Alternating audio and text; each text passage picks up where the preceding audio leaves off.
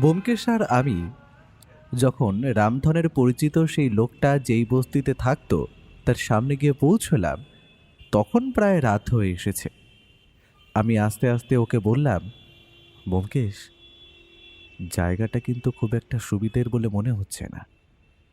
তাছাড়া তুমি বলেছ লোকটা চলে গেলেও ওর দলের অন্য কোনো লোকেরা আমাদের ওপর নজর রাখছে না তো? তার কোনো সম্ভাবনা নেই। আমি সেদিন গিয়ে জানতে পেরেছিলাম রামধনের বাড়িতে যে এসেছিল সেই লোকটি মারা গেছে, কিন্তু তার পরিবারের কারোর সঙ্গে সাক্ষাৎ করতে পারিনি। আজ সেই সুযোগটাই নেব। কথা বলতে বলতে আমরা সেই বস্তি এলাকাটার একটু ভেতরের দিকে ঢুকলাম। জায়গাটা কলকাতা শহর থেকে একটু বাইরের দিকে। ব্যোমকেশ এই জায়গার খবর কোথা থেকে পেয়েছিল তা অবশ্য আমি জানি না। চারপাশে অন্ধকার নেমে আসতে শুরু করেছে। অচেনা জায়গা দিয়ে তার সঙ্গে যাচ্ছি, তবুও এই রাস্তায় প্রায় মিনিট 10 হেঁটে আসার পরেও কোনো জনপ্রাণীর চিহ্ন দেখতে পাওয়া গেল না। অথচ এখানে একটা বস্তি রয়েছে। এর মধ্যেই ব্যোমকেশ একটা লোককে দেখতে পেয়ে তাকে ডেকে জিজ্ঞেস করল, এখানে মাধব রায়ের বাড়ি কোনটা? মাধব রায়? মাধব রায় তো মারা গেছে অনেক দিন হলো। মাধব রায়ের বাবা কিছুদিন ছিল, কিন্তু দিন কয়েক আগে মাধব রায়ের বাবা কাদের সঙ্গে যেন এখান থেকে চলে গেছে। লোকগুলোকে আমি চিনি না, তবে মাধব রায়ের বাবা তাদের সঙ্গে বেশ ভালোভাবেই গেছে। চলে গেছে মানে এখানে আর আসবে না? আর লোকগুলোকে তুমি চেনো? না বাবু, ওরা এখানকার নয়। মাধবের বাবার কাছে শুনেছিলাম ওরা নাকি মাধবের বন্ধু। মাধবের বাবা ওদের সঙ্গেই চলে গেছে। মাধবের বাড়ি ও বাড়ির দরজায় তালা দেওয়া রয়েছে। আচ্ছা, এই মাধবের ব্যাপারে এবং তার বাবার ব্যাপারে তুমি কিছু বলতে পারো? মানে সম্প্রতি এদের মধ্যে কোনো পরিবর্তন দেখেছিলে? এমন কিছু একটা, ধরো এদের সঙ্গে কেউ মাঝে মাঝে দেখা করতে আসছে বা অন্য কিছু যেটা আগে হতো না। লোকটা কিছুক্ষণ ভাবল। বোধহয় আমরা এত প্রশ্ন জিজ্ঞাসা করছি কেন সে কথাই জানতে চাইল। একটু পরেই ব্যোমকেশ আমাকে সেখানে দাঁড়াতে বলে লোকটাকে নিয়ে হাঁটতে হাঁটতে সামনের দিকে চলে গেল। হাতের ইশারায় আমায় মাধবের বাড়ির দিকটা থেকে ঘুরে আসতে বলল। আমি ঘুরে মাধবের বাড়ির দিকে এগোতে যাব, ঠিক এমন সময় মনে হলো পথের একপাশে একটা বাড়ি পাঁচিলের পেছন থেকে একটা মাথা আমার দিকেই তাকিয়ে দেখছে। আগেই বলেছি অন্ধকার, কিন্তু তবুও লোকটাকে দেখতে পাওয়ার একটা কারণ ছিল। চাঁদের আলোটা পাঁচিলের ঠিক ওই জায়গাটাতেই গিয়ে পড়েছিল। লোকটা মাথা তুলেছে যেখানে। লোকটাকে আমি দেখতে পেলাম, লোকটাও আমায় দেখতে পেল। কিন্তু কিছু একটা করতে যাব তার আগেই লোকটার হাতে দেখতে পেলাম ছুরির মতো কি যেন একটা চকচক করছে। সেটা ছুঁড়ে মারার চেষ্টা করছে আমারই দিকে। আসলে ব্যাপারটা অসম্ভব মনে হলেও অসম্ভব নয়। আমি সামনের দিকে চলে এসেছিলাম আর ঘাড় ঘুরিয়ে এমনভাবে পাঁচিলের দিকে দেখছি যে লোকটা আমার সরাসরিভাবে দেখতে পাচ্ছে না। সামনে একটা ল্যাম্পপোস্ট। লোকটা সেখান থেকে সরাসরি আমার ওপরে ছুরি ছুঁড়ে মারতে পারবে না আমি জানি, কিন্তু তবুও কেমন যেন চমকে উঠলাম। মুখ থেকে বেরিয়ে এলো একটা চিৎকার, ব্যোমকেশ সাবধান! সঙ্গে সঙ্গে লোকটাও সাবধান হয়ে গেল। হুড়মুড় করে একটা শব্দ শুনে বুঝতে পারলাম পাঁচিলের ওপাশে লোকটা পড়ে গেছে। আমিও দৌড়ে গেছি পাঁচিলের দিকে। পাঁচিলটার ওপরে ঝাঁপ দিয়ে উঠতে যাব, ওপাশে লোকটা যেন অপেক্ষা করছিল আমাদের জন্য। ব্যোমকেশ পাঁচিলের উপর একটা হাত রেখে ওপরের দিকে ওঠার জন্য শরীরটাকে ঝুঁকিয়ে দিয়েছে। ঠিক এমন সময় একটা ব্যাপার ঘটে গেল। লোকটা আবার উঠে এলো উপরের দিকে, আর তারপর হাতের ছুরিটা চালিয়ে দিলেও ব্যোমকেশের হাত লক্ষ্য করে। ও যদি সঠিক সময় হাতটা সরিয়ে না নিত তাহলে হয়তো ছুরির আঘাতে তার হাতের খানিকটা জায়গা কেটে যেত, কিন্তু সময় মতো সে হাতটা সরিয়ে নিয়েছিল বলে ছুরির আঘাতটা তার হাতের চামড়া স্পর্শ করে বেরিয়ে গেছে। সঙ্গে সঙ্গে পড়ে গেছিল পাঁচিলের থেকে। নিজেকে সামলিয়ে নিয়ে নিচের দিকে গড়িয়ে পড়তেই লোকটা চিৎকার করে বলল, এই আবার এসেছিস তোরা? হ্যাঁ, এই আবার এসেছিস? বলেছি না, বলেছি না আমি এমন কোনো কাজ করব না। খবরদার, খবরদার! আপনি জানেন না আপনি কি করেছেন। আপনি জানেন না আমরা কিন্তু পুলিশের লোক, আর উনি কিন্তু সত্যান্বেষী ব্যোমকেশ বক্সী। পাঁচিলের ওপাশের লোকটা তখন আবার ছুরি তুলেছিল আমায় মারার জন্য। কিন্তু ব্যোমকেশের নামটা শুনে লোকটা কেমন যেন থমকে গেল। বলল, ব্যোমকেশ? মানে মানে সেই বিখ্যাত গোয়েন্দা ব্যোমকেশ? তার নাম তো অনেক শুনেছি। ব্যোমকেশের মুখে তখন যন্ত্রণা চিহ্ন স্পষ্ট। লোকটা সঙ্গে সঙ্গে পকেট থেকে রুমালের মতো লম্বা কাপড় বার করে ব্যোমকেশের হাতটা বেঁধে দিয়ে বলল, আরে আরে, এটা কি করলে তুমি? আরে ওরা তো তোমাকেই খুঁজতে এসেছিল, আর তুমি কিনা ওদেরই। ওরা পুলিশের লোক, তুমি পুলিশের লোকের গায়ে হাত দিলে? লোকটা ততক্ষণে পাঁচিলের ওপার থেকে বেরিয়ে এসেছে। তার পরনের কাপড় শতছিন্ন, গোটা শরীর ঘামে ভেজা, মাথার চুল এলোমেলো। উনি দুহাতে জোর করে বলল, আমায় ক্ষমা করবেন, আসলে আমি সত্যি বুঝতে পারিনি। আসলে ওই লোকগুলো সেদিন আমায় নিয়ে গিয়ে এমন অবস্থার মধ্যে ফেললো, সেখান থেকে পালিয়ে আসতে বাধ্য হয়েছি। ওনাকে নিয়ে চলো। আমাদের মনে হয় এক্ষুনি একবার মিস্টার রায়ের কাছে যাওয়া প্রয়োজন। একমাত্র তিনি ওনাকে এখন সুরক্ষা দিতে পারবেন। আমার মনে হয় নিশ্চয়ই অপরাধীর দলের লোকেরা ওনাকে ধরে নিয়ে গিয়েছিল। চলো, মিস্টার রায়ের এখন ওখানে গিয়েই বাকি কথা হবে। আপনিও চলুন আমাদের সঙ্গে।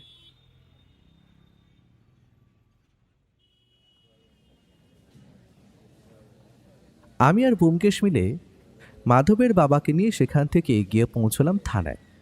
আর তারপর তার মুখ থেকে শুনতে পেলাম ওনার আশ্চর্য অভিজ্ঞতার কথা। সেদিন মুর্শিদাবাদ যাওয়ার জন্য আমি আর ব্যোমকেশ বেরিয়ে পড়লাম। অবশ্য তার আগে মিস্টার রায়ের সঙ্গে বেশ কিছুক্ষণ কথাবার্তা বলে নিলাম। মিস্টার রায়, মুর্শিদাবাদে গিয়ে অবশ্যই আমি সেখানকার থানার সঙ্গে প্রথমেই যোগাযোগ করার চেষ্টা করব। তাদের সঙ্গে যোগাযোগ করতে পারলে আশা করি আপনার সঙ্গেও যোগাযোগ করা যাবে। যে বাড়িতে আমরা যাচ্ছি সেখানে টেলিফোনের ব্যবস্থা আছে কিনা জানা নেই, তবু আপনার নাম্বার আমার কাছে রইল। আপনার ফিরে না আসা পর্যন্ত মাধবের বাবাকে পুলিশের হেফাজতেই রাখছি।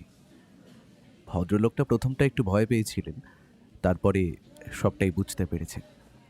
কিন্তু মাধবের মৃত্যুর ব্যাপারে যে ওই অপরাধীরাই দায়ী, সেই কথাটা ভদ্রলোক একেবারে নিশ্চিতভাবেই বলেছেন। কিন্তু ব্যোমকেশবাবু, ভদ্রলোকের কথা অনুযায়ী ওদের দলে বেশ কয়েকজন রয়েছে। আমারও সেটাই ধারণা, কিন্তু আসল লোক হলো একজন, আর তার খোঁজেই আমাদের মুর্শিদাবাদ যেতে হবে। একটা কথা ভেবে দেখুন, যেদিন লোকটাকে আমি আমাদের বাড়ির সামনে দেখতে পেলাম, ঠিক ওই রাতেই সেই আংটিটা লোকটা ফেরত দিয়ে এলো প্রদ্যুৎবাবুর বাড়িতে। সেই রাতেই ফোন করলো ওনাকে, এবং তার একদিন পরে যখন বুঝতে পারলো আমি এত সহজে ব্যাপারটা ছাড়ব না, তখনই মাধবের বাবাকে তুলে নিয়ে যাওয়ার চেষ্টা করলো। ব্যাপারটা কিন্তু খুব সাংঘাতিক। আপনি কিন্তু খুব সাবধানে থাকবেন। ওদের লোক শুধু মুর্শিদাবাদে নয়, এখানেও রয়েছে, কিন্তু আসল মাথা চলে গেছে মুর্শিদাবাদে। কিন্তু আসল মাথা যে মুর্শিদাবাদে গেছে সে কথা তুমি এত নিশ্চিতভাবে কি করে বলছো?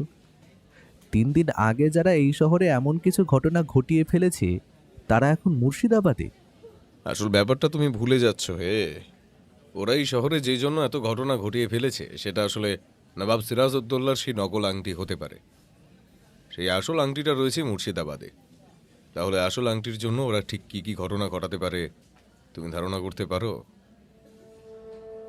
না, আমি আর ধারণা করতে পারলাম না, কারণ এরপর বৌঠান সেখানে এলো। আমাদের ঘোড়ার গাড়ি প্রথমে গিয়ে পৌঁছলো স্টেশন, তারপর রেলগাড়িতে করে মুর্শিদাবাদ যাত্রা। গোটা যাত্রাপথে উল্লেখযোগ্য তেমন কিছু ঘটল না। ব্যোমকেশ কিভাবে যেন মুর্শিদাবাদের সেই পরিবারের ঠিকানা জোগাড় করেছিল। আমরা সোজা সেখানে গিয়ে পৌঁছলাম। সকালে যাত্রা করে সেদিন সন্ধ্যের দিকে গিয়ে পৌঁছলাম মুর্শিদাবাদের সেই বাড়িতে, যেখান থেকে প্রদ্যুৎবাবু সেই নবাব সিরাজউদ্দৌলার আংটি কিনেছিলেন। তাদের বাড়ির কর্তার নাম গোবিন্দ রায়।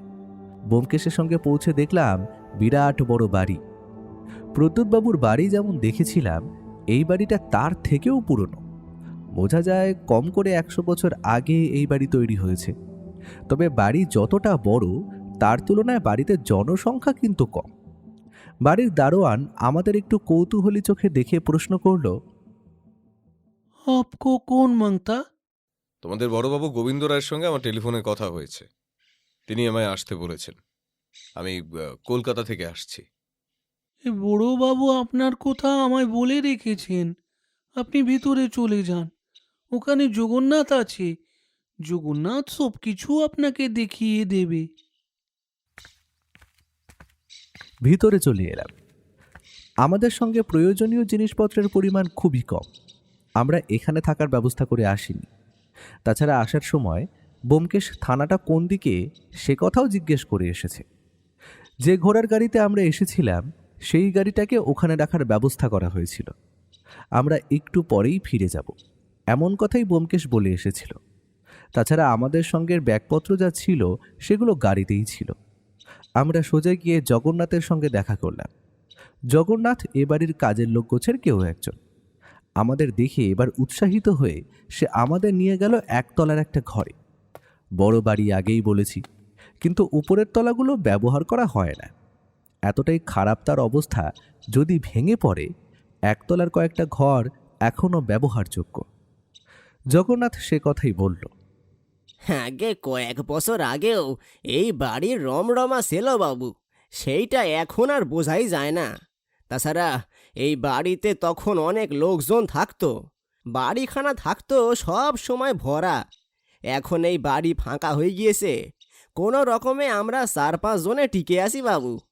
আচ্ছা জগন্নাথ, এই বাড়ির এক বংশধরের সঙ্গে নবাব সিরাজউদ্দৌলার সভার কোনো একটা সম্পর্ক ছিল, এমন কথা কয়েকবার শুনেছি। ব্যাপারটা কি সত্যি তাই? আপনি ঠিকই শুনছেন, এ হলো রায় বংশ। নবাব সিরাজউদ্দৌলার সভাসদে এদের সবচেয়ে বড় পূর্বপুরুষ জগৎ রায় ছিলেন। জগৎ রায়ের বৈষয়িক বুদ্ধি ছিল অনেক বেশি। তাছাড়া এই জগৎ রায়ের আরও একটা আশ্চর্য গুণ ছিল, সে কথা আপনারা বড়বাবুর কাছ থেকে জানতে পারবেন। বড়বাবু? তার মানে ছোটবাবু এই বাড়িতেই আছে? আচ্ছা, বড়বাবু গোবিন্দ রায় এইখানেই থাকেন? জগন্নাথ সামান্য হেসে ফেলল। ডান কাঁধের গামছা নামিয়ে কপালের ঘাম মুছে বাঁ কাঁধে তুলতে তুলতে বলল, বড়বাবু, ছোটবাবু, ছোটমা সবাই এই বাড়িতেই থাকেন। কিন্তু ছোটবাবুকে বোধহয় এখন আর পাবেন না বাবুরা। আপনারা যান বাবুরা, ওই যে ওইটি হলো বড়বাবুর ঘর। আমি বাইরেই আসি, কিছু লাগলে আমারে ডাক দিয়েন। ঘরের অবস্থা এবং দরজার হাল দেখে কে বলবে এই পরিবারের পূর্বপুরুষ জগৎ রায় কোনো এক সময় নবাব সিরাজউদ্দৌলার সভাসদ ছিল। ঘরের দেওয়ালগুলো কেমন কালচে হয়ে গেছে, দরজার একপাশের কাঠের জলটা উঠে এসেছে, সেটাও মেরামত করা হয়নি। ঘরের ভিতরটা আধো অন্ধকার। পুরনো দিনের ঘরের দেওয়াল কড়িবর্গাগুলো তেমনি বড় আর মোটা মোটা। ঘরের ভিতরের ঝুপসি অন্ধকারের মাঝে একপাশে একটা জানলা থেকে বাইরের আলো তখনও ভিতরে এসে পড়ছে। আমরা যখন পৌঁছছি তখন বিকেল পেরিয়ে সন্ধে হব হব করছে। পশ্চিম আকাশে সূর্যটা একটু পরেই অস্ত চলে যাবে বলেই মনে হয়। ব্যোমকেশ নমস্কার করে ঘরের ভিতরে ঢুকল, আমিও ঢুকলাম। আর তারপরেই দেখতে পেলাম এ বাড়ির কর্তা গোবিন্দ রায়কে। ব্যোমকেশ বলে, প্রথমবার কোনো মানুষকে দেখলে তার ব্যাপারে কয়েকটা অতি সাধারণ জিনিস বলে দেওয়া যায়। আমি সেভাবেই বলার চেষ্টা করলাম। ভদ্রলোকের বয়স 60 বছরের বেশিই হবে। মাথার চুল, গোঁফ, দাঁড়ি সমস্ত কিছুই সাদা। এমনকি তার গায়ের রং পর্যন্ত সাদা ধপধপ করছে। ফর্সা ধুতি এবং ফর্সা পাতলা ফতুয়াতে তার ফর্সা চেহারাটা কেমন ফ্যাকাশে লাগছিল।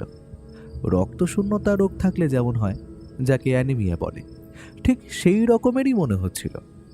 তবে সেই ফর্সা ফ্যাকাশে মুখের ভদ্রলোক যখন হাসলেন, তখন চোখের তলায় কালি পড়ে যাওয়া এবং কোটরের ভিতরে ঢুকে যাওয়া দুটো চোখের উজ্জ্বল ঝলকানি এবং মুখের হালকা আন্দোলন বড় অদ্ভুত লাগছিল। ব্যোমকেশের দিকে প্রতিনমস্কার করে ভদ্রলোক অস্পষ্ট কিন্তু বেশ মার্জিত গলায় বললেন, আমি জানতাম ব্যোমকেশ বাবু আপনি আসবেন, কিন্তু সমস্যাটা হলো যে আবার ছেলের সঙ্গে দেখা করতে গেলে এই আপনাকে যে একটু অপেক্ষা করতে হবে। ছেলে আর বৌমা একটু বাইরে গিয়েছে, এই পাশের গ্রামে ছেলের খুব ভালো এক বন্ধু থাকে, ওরা সেই বন্ধুর বাড়িতে গিয়েছে, সেখানে কি সমস্ত কাজ রয়েছে।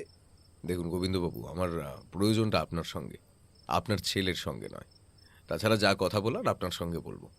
আশা করি এই সময়ে আপনার সঙ্গে কথা বলতে কোনো অসুবিধা হবে না। আমরা একটু পরেই বেরিয়ে পড়বো আপনার সঙ্গে কিছুক্ষণ কথা বলেই। গাড়ি বাইরে দাঁড় করানো আছে। এক সময় এই বাড়ির একতলার কয়েকটা ঘর অতিথিদের জন্য সব সময় খোলা থাকতো। ব্যোমকেশ বাবু, এখন যে আপনাকে এখানে থাকতে বলবো, দেখতেই তো পারছেন ঘরের অবস্থা ভালো নয়। তাছাড়া যাই হোক, জগন্নাথ, এই বাবুদের জন্য চা দিয়ে যা রে।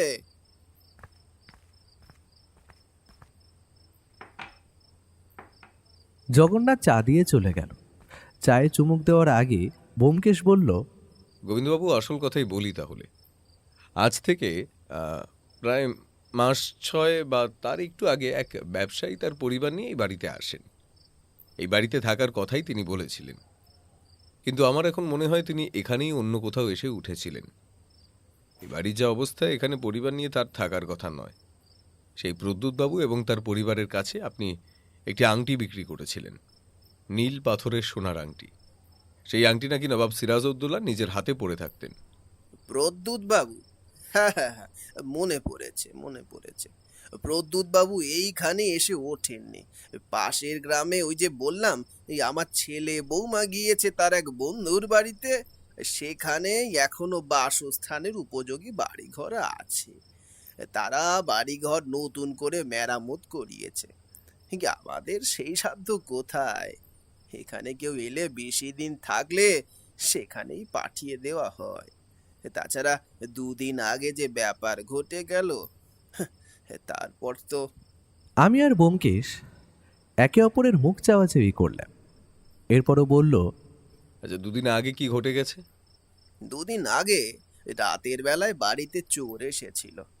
এই আমার ঘরেই ঢুকেছিল। আমার গলায় ছুরি ধরে আমার দেরাজের চাবি চাইলো। আমি দিলাম, কিন্তু টাকা পয়সা যা যত সামান্য রয়েছে সেসব, এমনকি বৌমার গয়না গাটিও ছুঁয়েও দেখলো না। কি যে খুঁজছিল আমি কিছুই ভালো বুঝতে পারলাম না। এই আংটির কথা বলছিল, নবাব সিরাজউদ্দৌলার সেই আংটির কথা। কিন্তু ওই আংটি তো আমি প্রদ্যুৎ বাবুর কাছে বিক্রি করে দিয়েছিলাম।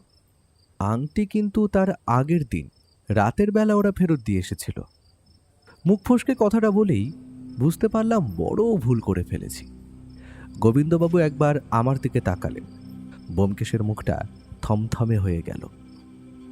গোবিন্দবাবু আমাদের মুখের উপর একবার চোখ বুলিয়ে নিয়ে বললেন, কিন্তু আপনি যে বললেন ব্যোমকেশ বাবু, ওই নবাব সিরাজউদ্দৌলার আমলের বেশ কিছু জিনিসপত্র যেগুলো এখনো আমাদের কাছে আছে, সেগুলো দেখতে চান আপনি?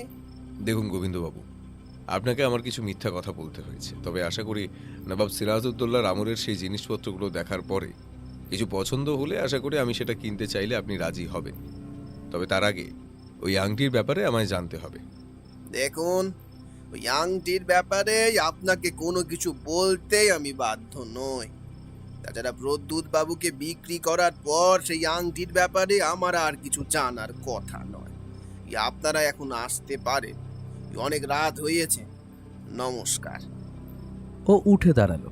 আমি উঠে পড়লাম। দরজার দিকে এগোতে এগোতে ব্যোমকেশ বলল, আংটিটা কি আপনি নকল তৈরি করিয়েছিলেন, নাকি যে আংটিটা আপনার কাছে ছিল সেটা নকল? আর সেই আংটি যদি আপনি প্রদ্যুৎবাবুকে দিয়ে থাকেন, পরবর্তীতে এটা প্রমাণিত হলে পুলিশের ঝামেলা হবে। তখন কিন্তু আপনি, আপনার ছেলে এবং এই সব কিছুর সঙ্গে যারা জড়িয়ে আছে সবাই কিন্তু একসঙ্গে বিপদে পড়বেন। তখন আবার আমায় আসতে হবে, আবার আপনার সঙ্গে কথা বলতে হবে। এখন যখন আপনি কিছু বলবেনই না অগত্যা। আমরা দরজার দিকে এগিয়ে যাচ্ছিলাম। জগন্নাথ ঘরের বাইরেই দাঁড়িয়েছিল। পিছন থেকে গোবিন্দ রায় ডেকে উঠল, ব্যোমকেশ বাবু, একবার ভিতরে আসুন তো। ব্যোমকেশের মুখে একটা হাসি দেখা দিয়েই মিলিয়ে গেল। হাতের ইশারায় আমাকে শান্ত হয়ে বসতে বলে। আমরা আবার চুপ করে এসে বসলাম গোবিন্দ রায়ের সামনে। নবাব সিরাজউদ্দৌলার মৃত্যুর পর সবকিছু বদলে যায়। এই আমার পূর্বপুরুষ জগৎ রায় ছিল তখন নবাবের পক্ষে। নবাবের বেশ কিছু সম্পত্তি এবং বেশ কিছু দামি জিনিসপত্র নিয়ে আমার পূর্বপুরুষ এবং আরো কয়েকজন মহল থেকে বেরিয়ে আসে। ইংরেজের দল কিংবা ঘসেটি বেগমের তখনকার সময় লোকেরা কিংবা মির্জাফরের গুপ্তচরেরা কেউ তাদের ধরতে পারেনি। ওখান থেকে বেরিয়ে আসার পর তিনজনে নিজেদের মধ্যে সেই সমস্ত কিছু ভাগ করে নেয়। তাদের মধ্যে জগৎরাজ ছাড়াও ছিল পেশোয়ার বক্সি আর মাধবলাল। পেশোয়ার বক্সি এখান থেকে পাকিস্তানের দিকে চলে যায়। তারপরে সেখানেই তার পরিচিত অনেক লোকজন ছিল, তার খবর তারপরে আর কখনোই জানা যায়নি। কিন্তু এই মাধবলাল আর জগৎ রায় থেকে যায় এখানে। তারা বুদ্ধিমান ছিল, অল্প কয়েকদিনের মধ্যেই বুঝতে পারে যে ইংরেজদের সঙ্গে হাত না করলে তারা প্রাণে বাঁচতে পারবে না।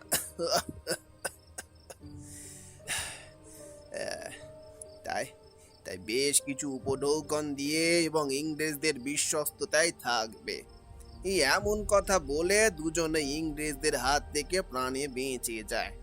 কিন্তু ভিতরে ভিতরে চেষ্টা করতে থাকে নতুন দল তৈরি করে যদি মির্জাফরের বিরুদ্ধে কিংবা ইংরেজদের বিরুদ্ধে কিছু করা যায়। কিন্তু আপনারা জানেন ইংরেজরা তখন দুর্দমনীয়, তাদের বিরুদ্ধে সামান্য একটা দল কিছুই করতে পারবে না। তবে আশা ছিল একদিন গোটা ভারতবর্ষেও মিলে ইংরেজদের বিরুদ্ধে কিছু একটা করবে। শুধু সময়ের অপেক্ষা গোবিন্দবাবু।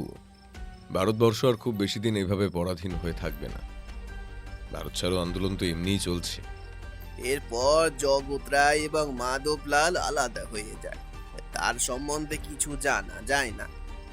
জগৎ রায় মুর্শিদাবাদে এসে থাকতে শুরু করে এবং মাধবলাল চলে যায় পশ্চিম দিকে। ইতিহাসে যেটুকু জানার কথা এইটুকুই আমি জানতে পেরেছিলাম। তারপর কেটে যায় অনেকগুলো বছর। দেখতে দেখতে জগৎ রায়ের বংশ বাড়তে শুরু করে। এই যে বাড়িটা দেখতে পাচ্ছেন, এই বাড়ি জগৎ রায়ের মৃত্যুর আগে তার ছেলে তৈরি করেছিল। জগৎ রায়ের আরো 4টে বংশধর পরে আমি এই বাড়ির বংশধর হই।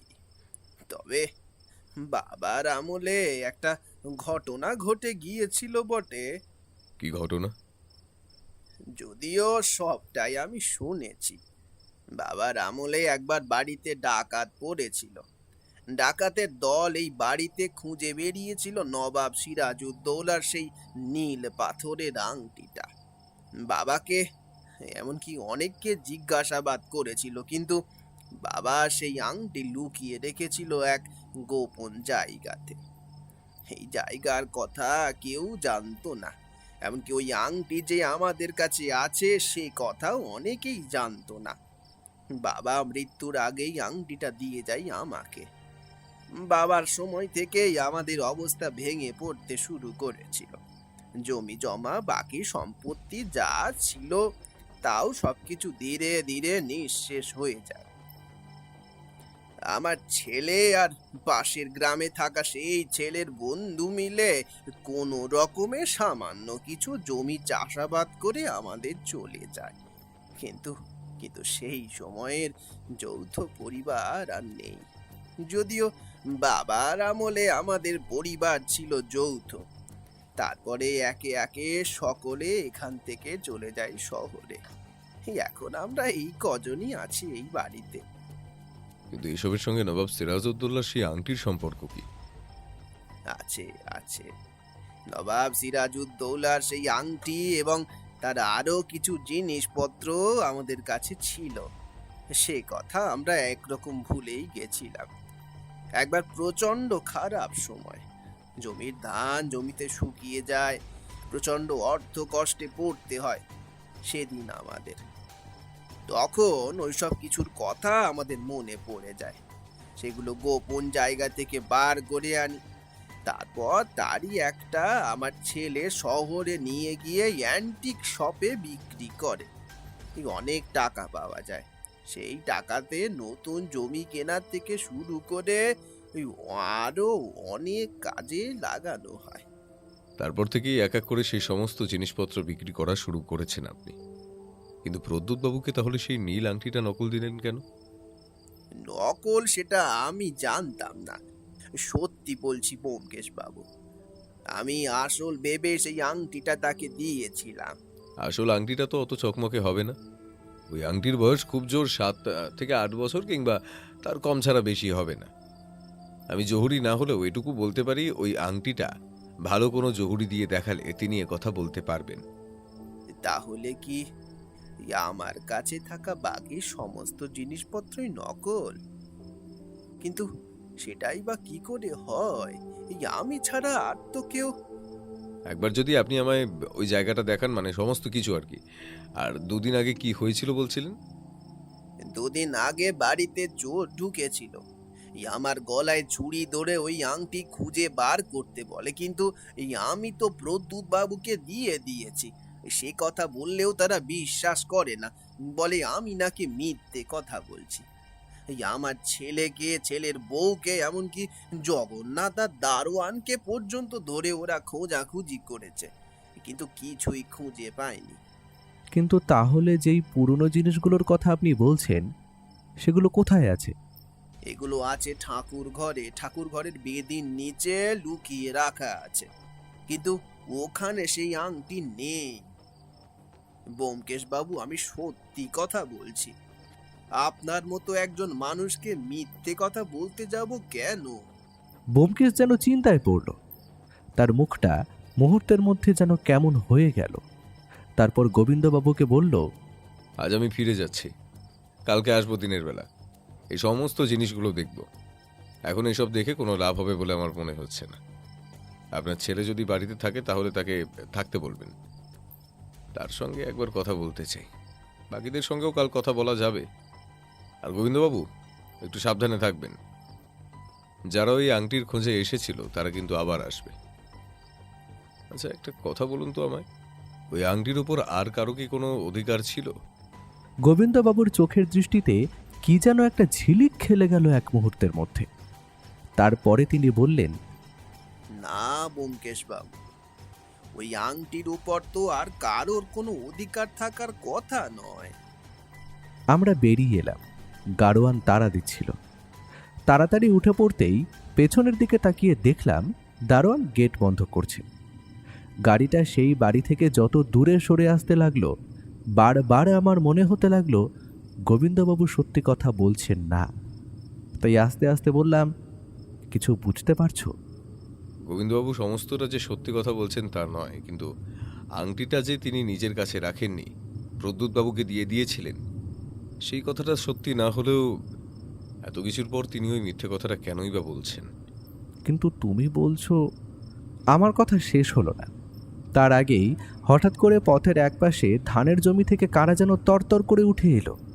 তাদের হাতে লম্বা ছুরি, 2-3 জনের একটা দল। তারা ছুরি ছুঁড়তে লাগলো আমাদের দিকে। গাড়োয়ান ব্যাপারটা দেখতে পেয়েই গাড়ি ছুটিয়ে দিল সামনের দিকে।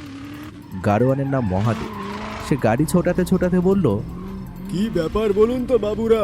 এখানে আসার পরেই প্রথমেই আপনারা গেলেন ওই রায় বাড়িতে, তারপরে ওই লোকগুলো আপনাদের পিছনে লেগেছে। নিশ্চয়ই কোনো ব্যাপার আছে। এখান থেকে সোজা থানায় নিয়ে চলো। থানা এখান থেকে কতদূর? বেশি দূর তো নয়। যে পথে আমরা এসেছি স্টেশন থেকে, তার মাঝামাঝি অবধি গিয়ে তার উল্টো পথে যেতে হবে। ওই মিনিট 15 মতো লাগবে, কিন্তু ওরা যে এখনো ছুটে আসছে, কি করব? ব্যোমকেশ হঠাৎ করে একটা আশ্চর্য কাজ করলো। কোমর থেকে রিভলভারটা বার করে আমায় আড়াল করে গাড়ির পেছনের দিকে এসে বসলো। তারপর গলা তুলে বলল, যদি ভালো চাও তাহলে পেছনে পেছনে আসা বন্ধ করো, না হলে রিভলভারের এক গুলিতে তোমাদের এক একটাকে ফেলতে কিন্তু আমার বেশি সময় লাগবে না। কলকাতা থেকে পিছু পিছু এত পর্যন্ত এসে পড়েছিস, কিন্তু এটা কলকাতা নয়। এখানে কিন্তু সব সময় তোকে বাঁচাবার জন্য লোকে বসে থাকবে না ব্যোমকেশ বক্সী। এখানে আমায় বাঁচাবার জন্য যেমন লোক বসে থাকবে না, তেমন তোমার সাহায্য করার জন্য অনেক লোক খুঁজে পাবে না। তোমার সঙ্গে যে 4 জন আছে তারা ছাড়া এখানকার আর কোনো লোক তোমাদের কিন্তু সাহায্য করবে না। কি হলো? মুর্শিদাবাদ নবাব ঘর, এই নবাব ঘরে আমাদের রাজত্ব চলে ব্যোমকেশ বক্সী। এখানে এসে তুই বড় ভুল করে ফেলেছিস। ব্যোমকেশ রিভলভার ধরা হাতটা মাথার উপরে তুলল। ততক্ষণে অন্ধকার আরও গাঢ় হতে শুরু করেছে। চাঁদ উঠে গেছে।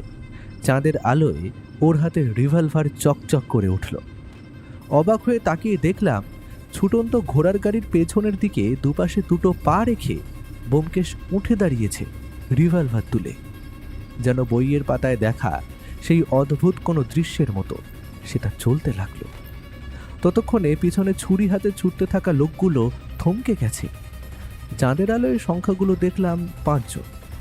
একসাথে 5 জন হেসে উঠল, আর ব্যোমকেশ রিভলভারটা মাথার ওপর তুলে শূন্য একটা গুলি ছুটতেই 4-5টা কেমন যেন গম গম শব্দে ভরে উঠল এক মুহূর্তের মধ্যে।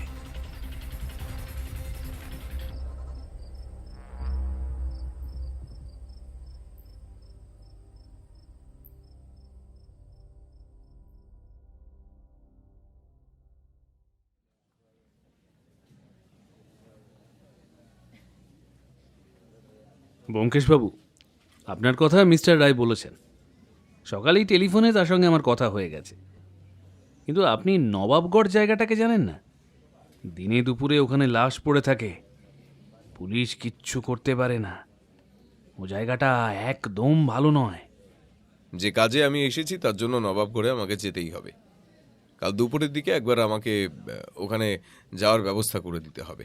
তাছাড়া মিস্টার রায় আমাকে সবটাই বলেছে, আপনাকেও সব বলেছে। এখানকার সমস্ত কিছু ব্যবস্থা করার দায়িত্ব কিন্তু থাকবে আপনার। পুলিশ অফিসার নিজের চেয়ার ছেড়ে উঠে পড়লেন। তারপর ব্যোমকেশের সামনে এসে টেবিলের ওপর নিজের লাঠিটা দিয়ে ঘষতে ঘষতে বললেন, আপনি বুঝতে পারছেন না ব্যোমকেশবাবু, এটা কলকাতা শহর নয় যে সবসময় বিজলি বাতির আলোয় আপনি সব কিছু দেখতে পাবেন। এটা হলো নবাবগড়। এখানে আঁধার নামলেই সব কিছু বদলে যায়। আপনাকে যারা তাড়া করেছিল তারা কোনো সাধারণ ভালো মানুষ নয়। ধরতে পারলে আপনাদের 3 জনের মধ্যে কিন্তু একজনকেও খুঁজে পাওয়া যেত না। ও নিয়ে আপনাকে ভাবতে হবে না ইন্সপেক্টর। ব্যোমকেশের কাছে সবসময় রিভলভার থাকে। ওরা যদি আসতো তাহলে উল্টে ওদের মধ্যে অন্তত 2টো লাশ পড়ে থাকতো। তখন কিন্তু আপনাকে গিয়ে ওই লাশগুলো তুলে আনতে হতো। পুলিশ অফিসারের মুখে একটা বিরক্তির ভাব ফুটে উঠল। তিনি আবার সামনের চেয়ারে বসে বললেন, আপনি কি কি জানতে চাইছেন আমায় বলুন, সেই মতো আপনাকে সব কথা আমি জানাচ্ছি। কয়েকটা কথা আমার জানা প্রয়োজন। এই রায়বংশের ইতিহাসের ব্যাপারে যতটা আমরা জানি কিংবা যতটা সবাই জানে, তার বাইরে পুলিশের রেকর্ডে অন্য কিছু আছে কিনা, আর এই নবাবগড়ের ভয়ের বলতে আর কে কে আছে। যারা আমায় তাড়া করেছিল তাদের ব্যাপারে নিশ্চয়ই আপনি না কিছু জানেন আর কি। এই দুটো খবর আপাতত আমায় খুঁজে দিলেই হবে, বাকিটুকু আমি ঠিক নিজেই ব্যবস্থা করে নেব। নবাবগড়ের একটাই নাম, রামলাল ও তার ভাই শ্যামলাল। দুজন হলো নবাবগড়ের ভয়। তবে একটা কেসে হাতে নাতে ওদের ধরতে পেরে বছর খানেকের জন্য ওদের জেলে ভরতে পেরেছিলাম। তখন এখানকার আবহাওয়া ঠান্ডা ছিল, কিন্তু তারপরেই কিভাবে যেন ওরা 6 মাস পরেই সাজা মকুব করিয়ে বাইরে বেরিয়ে আসে। আপনি যখন এখানে এসেছেন শুনেছি তার মাস 2 আগেই ওরা ছাড়া পেয়েছে।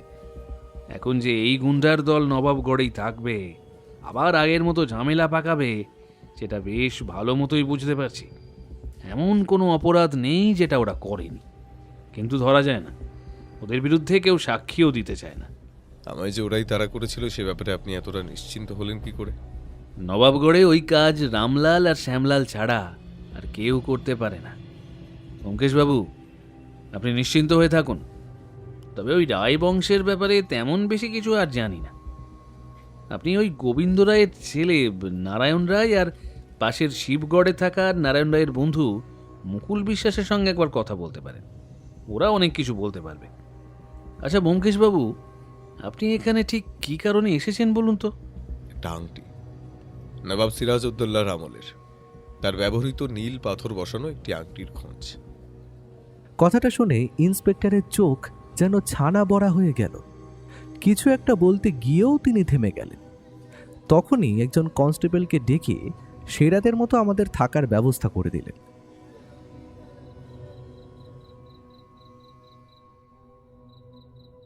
রাতে সামান্য কিছু খাওয়া দাওয়ার পর বিছানায় গিয়ে শুয়েছি।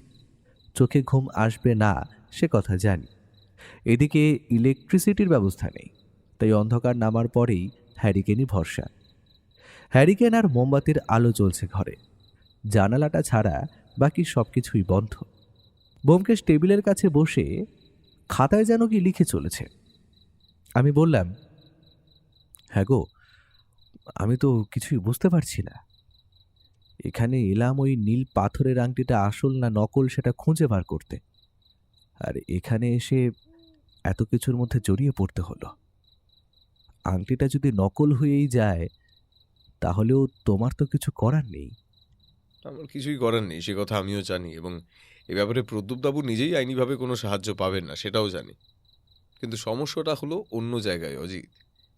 এখানে আসার পরে বুঝতে পারছি এখানকার সমস্যাটা এবং ওই রায়বাড়ির সমস্যাটা ওই নীল পাথরের আংটির চেয়ে অনেক বড় কিছু। তা তুমি ভুলে যাচ্ছ কিন্তু একটা কথা। মনে আছে গোবিন্দ রায় কি বলেছিলেন? তখন মাধব রায়ের সঙ্গে ছিল আরও দুজন, পেশোয়ার বক্সি এবং মাধবলাল। আর ওই যে দুজন নবাবগড়ের ত্রাস হয়ে ঘুরে বেড়াচ্ছে, তাদের নাম দুটো ভালো করে লক্ষ্য করে দেখো, শ্যামলাল আর রামলাল। হ্যাঁ, কিন্তু এর থেকে ঠিক কি প্রমাণ হয় বলো তো? কেন? এই খবরগুলো পেয়ে আমি এতটা খুশি হচ্ছি যে কলকাতায় আমাদের জানালার বাইরে রাস্তার কাছে ল্যাম্পপোস্টের তলায় দাঁড়িয়ে থাকা লোকটাকে আমি আমার চোখের সামনেই দেখতে চাই অজিত, চোখের সামনেই দেখতে চাই। ব্যোমকেশ সবে কথাটা বলে শেষ করেছে, এমন সময় একটা ঢিল জাতীয় কিছু একটা এসে পড়ল জানলা দিয়ে ঘরের ভিতরে, সঙ্গে সঙ্গে আর একটা। এবার ও ছট করে জানলার পাশ থেকে সরে এলো। একজন কনস্টেবল পুলিশের পাহারার জন্য বাইরে মোতায়েন ছিল। সে চিৎকার করে পিছনের দিকে ছুটে গেল। আমি বেরিয়ে এলাম। ব্যোমকেশ রিভলভারটা সঙ্গে নিয়ে ঘর থেকে হ্যারিকেনটা নিয়ে বাইরে বেরিয়ে এসছে। নবাবগড়ের থেকে কিছুটা বাইরের দিকেই থানা, এবং ওই থানার পেছনের দিকের কয়েকটা পুলিশের কোয়ার্টার রয়েছে। যদিও ছোট ছোট মাটির ঘর এবং তার সঙ্গে টিনের ছাউনির মতো জায়গা, তবু পেছনের দিকটা ফাঁকা। আমরা বাইরে বেরোতেই এই আধো অন্ধকারের মধ্যে চাঁদের অল্প আলোতে পিছনের দিকের জঙ্গল মতো জায়গার মধ্যে কারা যেন লুকিয়ে পড়ল। ব্যোমকেশ গলা তুলে কিছু বলতে যাবে, তার আগে একটা ঢিল সোজা উড়ে এলো কনস্টেবলের দিকে। তার মাথায় এসে লাগলো। গল গল করে রক্ত বেরোতে লাগলো। কনস্টেবলের মাথা ফেটে হাউমাউ করে কেঁদে উঠল সে। ব্যোমকেশ বলল, তাড়াতাড়ি তাড়াতাড়ি থানায় একটা খবর দাও, সেখান থেকে যেন কিছু লোকজন আসে এবং ব্যবস্থা করে। কিন্তু তোমায় এখানে একা রেখে, তাছাড়া ওরা সংখ্যায় অনেক বেশি, তুমি বুঝতে পারছো না? ওদের 5 জনের গোটা দলটাই যদি এসে থাকে। বিপদ হবে জেনেই এখানে এসেছি অজিত, এখন কিছু উঠলে হবে না। তুমি তাড়াতাড়ি যাও। ওই দেখো, ওরা আসছে বলে মনে হচ্ছে। অন্ধকারের মধ্যে সামনের দিকে তাকাতেই দেখলাম একটু দূর থেকে কয়েকটা কালো কালো ছায়া যেন জঙ্গলের মধ্যে নিজেদেরকে লুকিয়ে সামনের দিকে আসার চেষ্টা করছে। ব্যোমকেশের কথায় আমি আর দেরি করলাম না। কনস্টেবলকে কোনো মতে নিয়ে গিয়ে ঘরে রাখলাম। একটা কাপড় তার মাথায় জড়িয়ে রেখে তখনই বেরিয়ে পড়লাম থানার দিকে। থানা থেকে জায়গাটা বেশি দূরে নয়, মিনিট 5 হেঁটে আমাকে যেতে হবে। সেই পথ ধরে থানায় এসে যখন ঢুকলাম, দেখি কোনো রকমের টেবিল আর চেয়ারের উপরে হেলান দিয়ে পুলিশ ইন্সপেক্টর ঘুমিয়ে পড়েছে। তার ঘুম ভাঙিয়ে সমস্ত কথা বলতেই 3-4 জন মতো লোক নিয়ে তিনি ছুটে গেলেন সেইখানে। আগের কনস্টেবলকে উদ্ধার করা গেল। এদিকে পুলিশের একমাত্র ভরসা ঘোড়ার গাড়ি আর গরুর গাড়ি। এদিকে গরুর গাড়ি বেশি, সেই গাড়িতে করে 2 জন কনস্টেবলকে দিয়ে তাকে পাঠানো হলো রেল স্টেশনের দিকে, কাছাকাছি যে ছোটোখাটো হাসপাতাল আছে সেইখানে। ব্যোমকেশকে সেখানে দেখতে পেলাম না। আমি অধীর আগ্রহে অপেক্ষা করছি। একটু পরেই ব্যোমকেশ এসে হুড়মুড় করে ঘরে ঢুকলো। আপনাকে আমি আগেই বলেছিলাম ব্যোমকেশবাবু, ওই রামলাল আর শ্যামলালের সঙ্গে শুধু শুধু লাগতে যাওয়াটা ভালো ব্যাপার না। রামলাল হোক আর শ্যামলাল হোক, ওদের মধ্যে যে কোনো একজনের একটা পায়ে গুলি লেগেছে। এখন অন্তত দিন দুয়েকের জন্য ওরা চুপচাপ থাকবে। একটা সুযোগ আপনার কাছে আছে ইন্সপেক্টর। কাছাকাছি হাসপাতাল কিংবা ছোটখাটো দাতব্য চিকিৎসালয়, যেখানে গেলে গুলিটা বের করা যাবে। ওরা সেখানেই যাবে নিশ্চয়ই। কিন্তু ওরা নিজেরাই যদি তুলে নেয়?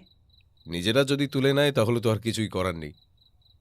কিন্তু অন্তত 2 দিনের জন্য যে ওদের কাজকর্মগুলো বন্ধ হয়ে যাবে, সেটা আমাদের জন্য একটা বড় সুযোগ অজিত। কালকের দিনটা আমাদের খুব ভালোভাবে কাজে লাগাতে হবে। ওই পাথরের আংটির ব্যাপারে যতটা তথ্য জোগাড় করা সম্ভব ততটাই কিন্তু আমাদের জোগাড় করতে হবে, এবং সেটা কালকের মধ্যেই। পুলিশ অফিসারের সঙ্গে আরও অনেকক্ষণ কথাবার্তা বললাম। ব্যোমকেশের হাতটা ছড়ে গিয়েছিল বোধহয়। কোনোভাবে মাটিতে কিংবা জমিতে পড়ে এই অবস্থা হয়েছে। ক্ষত পরিষ্কার করে ওষুধ লাগিয়ে দিয়ে কাপড় জড়িয়ে রাখা হলো। বাকি রাতটা ব্যোমকেশ আর ঘুমালো না। টেবিলের কাছে বসে জানলাটা বন্ধ করে আলোটা নিয়ে কি যেন করল। আমিও শুয়েছিলাম, ঘুম আসছিল না, কিন্তু শেষ রাত্রের দিকে ঠান্ডা ঠান্ডা লাগায় চোখ জড়িয়ে এসেছিল। পরদিন যখন চোখ খুলল, জানলা দিয়ে রোদের আলো ঘরের ভিতরে এসে পড়েছে।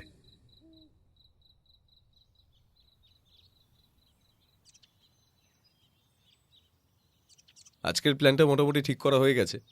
আমরা প্রথমে যাব রায়বাড়িতে। সেখানে গোবিন্দ রায়ের ছেলে নারায়ণ রায়ের সঙ্গে যদি দেখা হয় ভালো কথা, না হলে সেখান থেকে যাব পাশের গ্রাম শিবগড়ে। সেখানে নারায়ণ রায়ের বন্ধু মুকুন্দ বিশ্বাসের সঙ্গে কথাবার্তা বলে প্রয়োজনীয় তথ্য বার করার চেষ্টা করতে হবে। আর ওই আংটিটা, নীল পাথরের আংটিটা আসল না নকল সেই ব্যাপারটা? এই মুহূর্তে তার থেকেও বেশি দরকারি হলো কেন রামলাল আর শ্যামলাল আমাদেরও এমনভাবে আটকাতে চাইছে সেটা খুঁজতে। কলকাতায় তো ওরা ওদের কাজ সম্পূর্ণ শেষ করে এসেছিল, তাহলে এখানে এমন কি আছে যার জন্য ওরা এতটা উঠে পড়ে লেগেছে? কিছু তো একটা আছে যেটা আমরা এখন ধরতে পারছি না। এমন কিছু একটা আছে যেটা আমাদের চোখের সামনে থাকার পরও আমরা দেখছি না। ব্যোমকেশের কপালে চিন্তার ভ্রুকুটি। আমি দেরি করলাম না। তৈরি হয়ে নিয়ে ইন্সপেক্টরের ব্যবস্থা করে দেওয়া গরুর গাড়িতেই আমরা বেরিয়ে পড়লাম। তবে দেখলাম আগের দিন যে ঘোড়ার গাড়িটা আমাদের নিয়ে এসেছিল, সেই মহাদেব আজ গরুর গাড়ি নিয়ে এসছে। আমাদের অবাক মুখের ওপর তাকিয়ে এসে বলল, ঘোড়ার গাড়িটাই আনতে বলেছিল পুলিশ বাবু, কিন্তু কালকে রাতে তাড়াহুড়োতে আসার সময় ওই ঘোড়ার পায়ে চোট লেগেছে। তাছাড়া গাড়িটাও এক জায়গায় ধাক্কা খেয়ে জখম হয়েছে, বুঝলেন? একটু মেরামত দরকার, তাই এই গরুর গাড়িটা আনলাম। তবে চিন্তা নেই বাবুরা, মহাদেব যখন আছে আপনাদের কিচ্ছু হবে না। কিন্তু তখন আমরা জানতাম না রায়বাড়িতে পৌঁছে আমাদের কি ঘটনার সম্মুখীন হতে হবে। এমন একটা অদ্ভুত ব্যাপারের মুখোমুখি হব তা ভাবতে পারিনি। রায়বাড়িতে পৌঁছতেই দেখি আশেপাশের বেশ কিছু লোকজন সেখানে দাঁড়িয়ে আছে। সবার মুখে চিন্তার ছাপ। দারোয়ানের চোখে মুখে যে ভাবটা রয়েছে তাকে রাগ ছাড়া অন্য কিছু বলা যায় না। সামনের দিকে তাকিয়ে দেখি আমাদেরই সঙ্গে থাকা সেই পুলিশ ইন্সপেক্টর দাঁড়িয়ে আছে, তার সঙ্গে দুজন কনস্টেবলও আছে।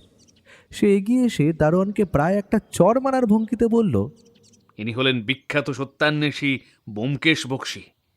উনি একটা বিশেষ কাজে এখানে এসেছেন। জমা হওয়া লোকেদের মধ্যে বেশিরভাগই গ্রামের চাষাভুষো লোক, তবে একজন ভদ্র পোশাক পরা লোক ছিল। ধুতি ফতুয়া পরা হলেও তার পোশাকে বেশ মার্জিত ভাব রয়েছে।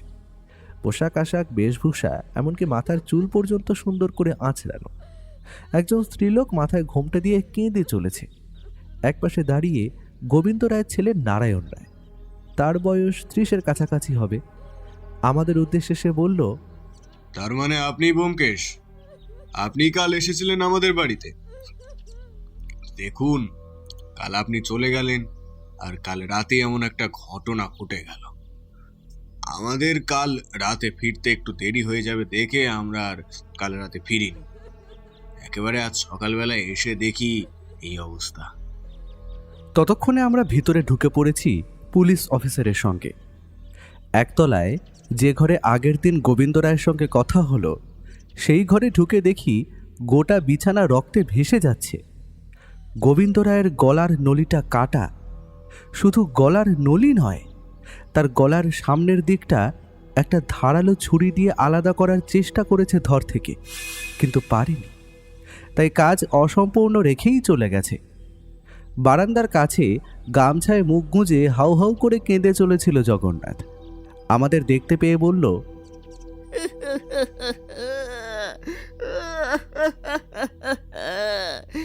আপনারা এখান থেকে চলে যাওয়ার পরে বড়বাবু আমাকে ডেকেছিলেন, কত কিছু বললেন। আপনি আজ সকালে আইবেন, আপনার সঙ্গে কথা বলবেন বলে ঠিক করলেন। বড়বাবু বারবার বলছিলেন বড় ভুল হয়েছে, বড় ভুল হয়েছে। এই ভুলের কোনো প্রায়শ্চিত্ত হয় না। ভুল? কোন ভুলের কথা বলছিলেন গোবিন্দবাবু? আমি কি আর অত জানি বাবু? আপনি চলে যাওয়ার পরেই বড়বাবু আমারে ডেকে পাঠাইলেন। আমি ঘরে ঢুকতেই দরজা বন্ধ করতে বললেন, জগন্নাথ, লোভে পড়ে অনেক খারাপ কাজ করেছি, অনেক দিন ধরেই করেছি, কিন্তু কেউ কিছু বুঝতে পারেনি। ব্যোমকেশ বাবু নিশ্চয় ধরতে পেরেছেন, বাকিটাও তিনি ধরতে পারবেন। কিন্তু কিন্তু বড় ভুল হয়ে গেছে। এই বয়সে এসে এখন যদি সব সত্যি প্রকাশ্যে আসে, তাহলে মান সম্মান আর থাকবে না। কিন্তু বাবা আমায় তো এমন কথা বলেননি। জানি না, তবে আমায় বলেছিল ব্যোমকেশ বাবু আজ সকালে এলে ব্যোমকেশ বাবুর সঙ্গে কথা বলবে। শ্যাকরা মনমোহনবাবু, এই সমস্ত ব্যাপার হলো কি করে? জগন্নাথ আর কিছু বলতে পারল না, সে কান্নায় ভেঙে পড়ল। ব্যোমকেশ ইশারায় পুলিশ অফিসারকে বুঝিয়ে দিল জগন্নাথকে পরে জেরা করে তার কাছ থেকে কথা বার করা যাবে, কারণ বাড়িতে সে সময় দারোয়ান আর জগন্নাথ ছাড়া অন্য কেউ ছিল না। মৃতদেহ পোস্টমর্টেমের জন্য নিয়ে যাওয়া হলো। গোবিন্দবাবুর ঘরে থাকা সমস্ত লোকজনকে বের করে দিয়ে সেই ঘরের বাইরে দুজন কনস্টেবল মোতায়েন করা হলো।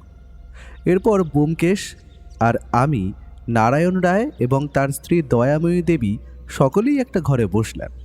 পুলিশ অফিসারও আমাদের সঙ্গে রয়েছে। প্রথমে পুলিশ অফিসার নিজেই প্রশ্ন করল, কাল রাতে আপনারা বাড়ি ফেরেননি, এর যথাযথ কারণ কি ছিল? দেখুন ইন্সপেক্টর, আমাদের বাড়িতে কয়েকদিন আগেও একবার আততায়ীরা হামলা করেছিল। সেদিন রাতেও কিন্তু আততায়ীর দল বাড়িতে ঢুকে আংটিটার খোঁজ করেছিল। সেই দিনই ওরা হয়তো আমাদের মধ্যে কাউকে মেরে ফেলতো, কিন্তু কোনো কারণে মারতে পারেননি। তাদের মধ্যে একজন চুপি চুপি কিছু একটা বলেছিল যে বাবার গলায় ছুরি ধরেছিল তাকে। তারপর ওরা আমাদের বাবার ঘরে তাকে বন্ধ করে রেখে চলে যায়।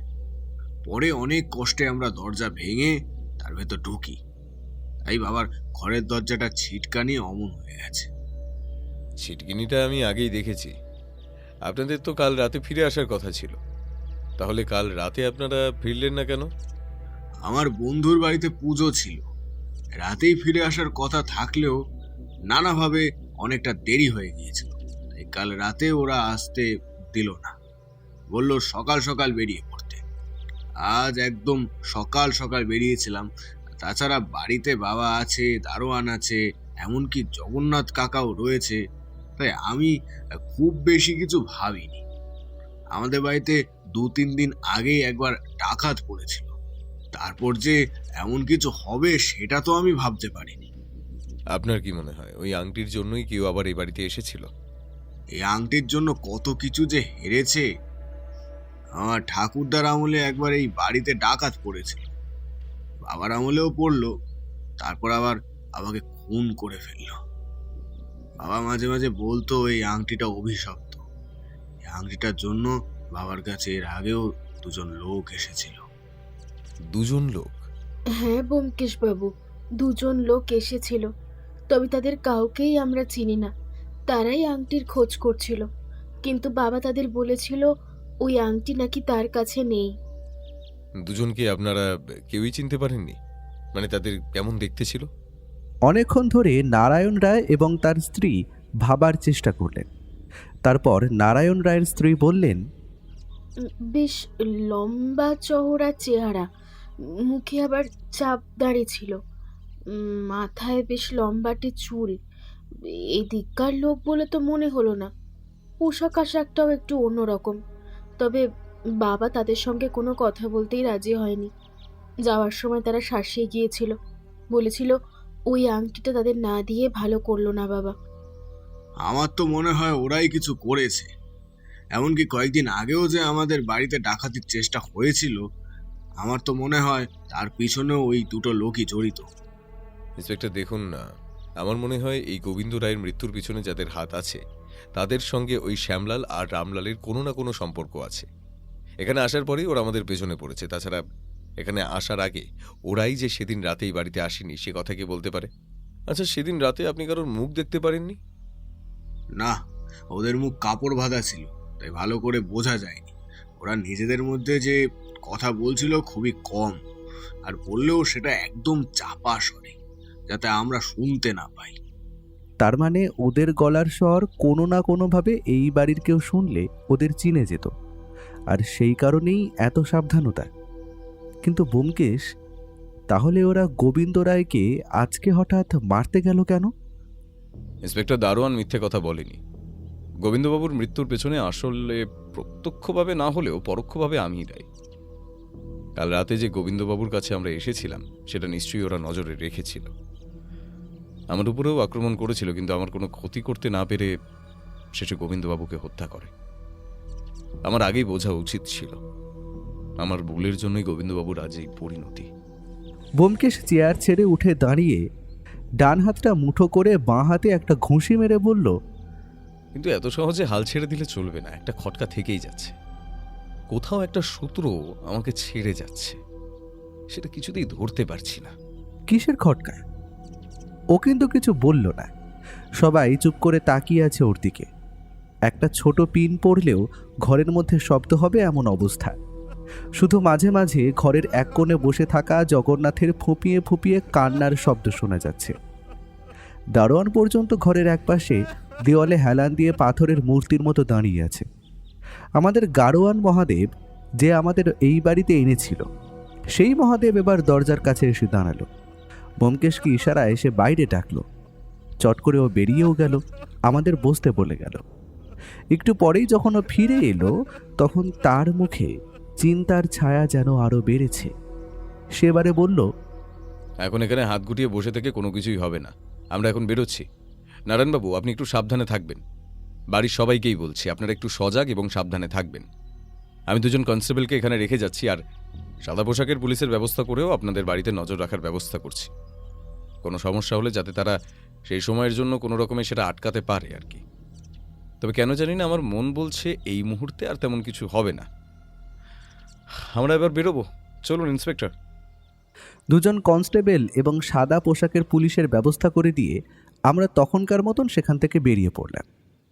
পথে যেতে যেতে ব্যোমকেশ আর পুলিশ ইন্সপেক্টর অনেকক্ষণ ধরে নিজেদের মধ্যে কি যেন কথা বললেন। আমি তার কিছুই প্রায় শুনতে পারলাম না।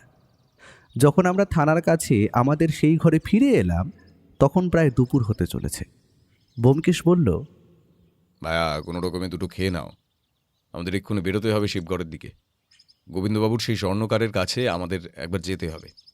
কি যেন নাম বলেছিলে তার?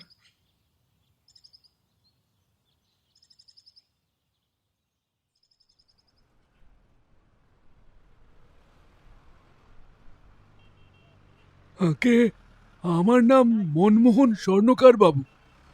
আমাদের পদবী স্বর্ণকার ছিল না, পরে সোনার কাজকর্ম করা শুরু করলাম বলে আস্তে আস্তে ওই নামই আমাদের পদবী হয়ে জুড়ে গেছে। কিন্তু গোবিন্দবাবুকে এইভাবে কি হত্যা করলো বলুন তো? সে কথা আমরা ঠিক জানাতে পারবো না, কিন্তু আপনি বলুন, গোবিন্দবাবুর সঙ্গে মিলে আপনি এমন কোনো কাজ করেছিলেন যেটা আসলেই ঠিক নয়, অন্যায়? আপনি কি কোনো অপরাধমূলক কাজ করেছেন গোবিন্দবাবুর সঙ্গে? হে নারায়ণের কসম বাবু, আমি আজ অবধি কোনো অন্যায় কাজ করিনি বাবু। গোবিন্দবাবুর সঙ্গে আমার অনেক দিনের চেনা। তাছাড়া তার বাড়িতে অনেক পুরনো জিনিসপত্র আছে, সেগুলো ঝালাইয়ের জন্য তো তিনি আমার কাছেই দিতেন। মাঝে মধ্যে পালিশ করা দু একটা জিনিস ভেঙে চুড়ে গেলে সেগুলো ঠিক করা সব কিছুই আমাকে দিতেন। তার মানে গোবিন্দবাবু নবাব সিরাজউদ্দৌলার সেই নীল পাথরের আংটিটা আপনাদের কাছে দিয়েছিলেন পালিশ করার জন্য, কি তাই তো? এই কথায় মনমোহনবাবু যেন মুহূর্তের মধ্যে চমকে উঠলেন। তারপরে মুখে আবার আগের হাসিটা ফিরিয়ে আনলেন। তার চেহারা একটু মোটাসোটা, বেশ বড় একটা ভুঁড়ি আছে, মুখে গোঁফ দাড়ি। তার গোঁফ এবং দাড়ি তার চেহারার মতোই বেশ মোটাসোটা। মাথায় একটা সাদা টুপি। একটা ছোটোখাটো ঘরেই তার এই স্বর্ণকারের দোকানটা কোনো মতে সাজানো। সেখানেই আমরা বসেছিলাম। ব্যোমকেশ তাকে বলল, এসব কিছুর সঙ্গে কিন্তু শ্যামলাল এবং রামলালও জড়িয়ে আছে। তারা কিন্তু তোমাকে ঠিক খুঁজে বার করবে মোহনবাবু। তবে তারা কিন্তু আমাদের মতন ভালোভাবে কথা নাও বলতে পারে। তবে আমার মনে হয় গোবিন্দবাবুর সঙ্গে হাত মিলিয়ে আপনি যেটা চাচ্ছিলেন সেটা অন্য ব্যাপার। আপনি ভালোই ভালোই এখনই আমাদের সে কথা বলে দিন, নাহলে পরে যদি আমরা আসল সত্যিটা খুঁজে বার করতে পারি তাহলে পুলিশি ঝামেলায় পড়তে হবে কিন্তু আপনাকে, আর সেটাই কিন্তু আপনার সমস্যা বাড়তে পারে। আমি নিজে থেকে কিছুই করিনি বাবু। আমায় গোবিন্দবাবু বলেছিল সোনা রূপো আর যে সমস্ত বেশ দামি জিনিসপত্র আছে সেগুলোকে নকল করতে। তিনি বলেন যে জিনিসটা সোনারই থাকবে, তবে খাঁটি সোনা নয়। তাছাড়া মাঝে মাঝে সোনার জল করে যে কাজ চালানো হয়, এটাও কিছুটা তেমনই হবে। তাছাড়া আরও অনেক কিছুই আমরা দুজন মিলে নকল করেছি, যেগুলো অনেক দিন আগেই নকল করা হয়ে গেছে। তার মধ্যে অনেক কিছুই গোবিন্দবাবু আসল জিনিস বলে বিক্রিও করে দিয়েছেন। তার মানে আমি ঠিকই ধরেছিলাম, অনেক কিছুই গোবিন্দবাবু নকল করিয়ে বিক্রি করেছেন, এবং তার মধ্যে ওই নীল পাথরের আংটিটিও ছিল। কিন্তু এসব কথা আপনি আর গোবিন্দবাবু ছাড়া আর কে কে জানে? আর কেউ জানে না, আর কেউ জানে না ব্যোমকেশ বাবু। তবে একবার ওই শ্যামলাল আমার কাছে এসেছিল, আমার কাছে গোবিন্দ রায়ের ওই জিনিসগুলোর ব্যাপারে খোঁজ খবর করছিল। আমি সব বলে দিয়েছি, ও সব আমার কাছে নেই, সব কিছু দিয়ে দিয়েছে। তাই আমার সাথে অনেক টেন্ডাই মেন্ডাই করেছিল। ঠিক কি ব্যাপার হয়েছিল সে কথা আপনি একটু খুলে বলুন তো মনমোহনবাবু। একদিন সন্ধ্যের দিকে দোকানে বসে কাজ করছি। আপনি তো দেখেছেন এদিকে আলোর ব্যবস্থা নেই। কলকাতায় আমি 4 বছর ছিলাম, সেখানেই কাজকর্ম শিখেছি। কিন্তু তারপর এখানে এসে নিজের দোকান খুলি। সেদিন সন্ধেবেলা বসে কাজ করছি, কাজ প্রায় শেষের দিকে। এমন সময় শ্যামলাল আর দুজন সঙ্গী দোকানে এসে ঢুকলো। আমি তো তাদের দেখেই বুঝতে পেরেছি কিছু একটা ঝামেলা হবে। এই দেখো দেখো শ্যামলাল, এই রোজ রোজ তোমরা আমার দোকানে এসে এভাবে বিরক্ত করছো কেন? আমি তো বলছি গোবিন্দবাবুর কোনো জিনিস আমাদের কাছে নেই। গোবিন্দবাবু যা পালিশ করতে দিয়েছিল সব কিছুই তাকে ফিরিয়ে দিয়েছি। আমায় মিথ্যে কথা বলে কিন্তু কোনো লাভ হবে না। তুই সত্যি করে বল, তোর কাছে ওই গোবিন্দ রায়ের কি কি জিনিস আছে?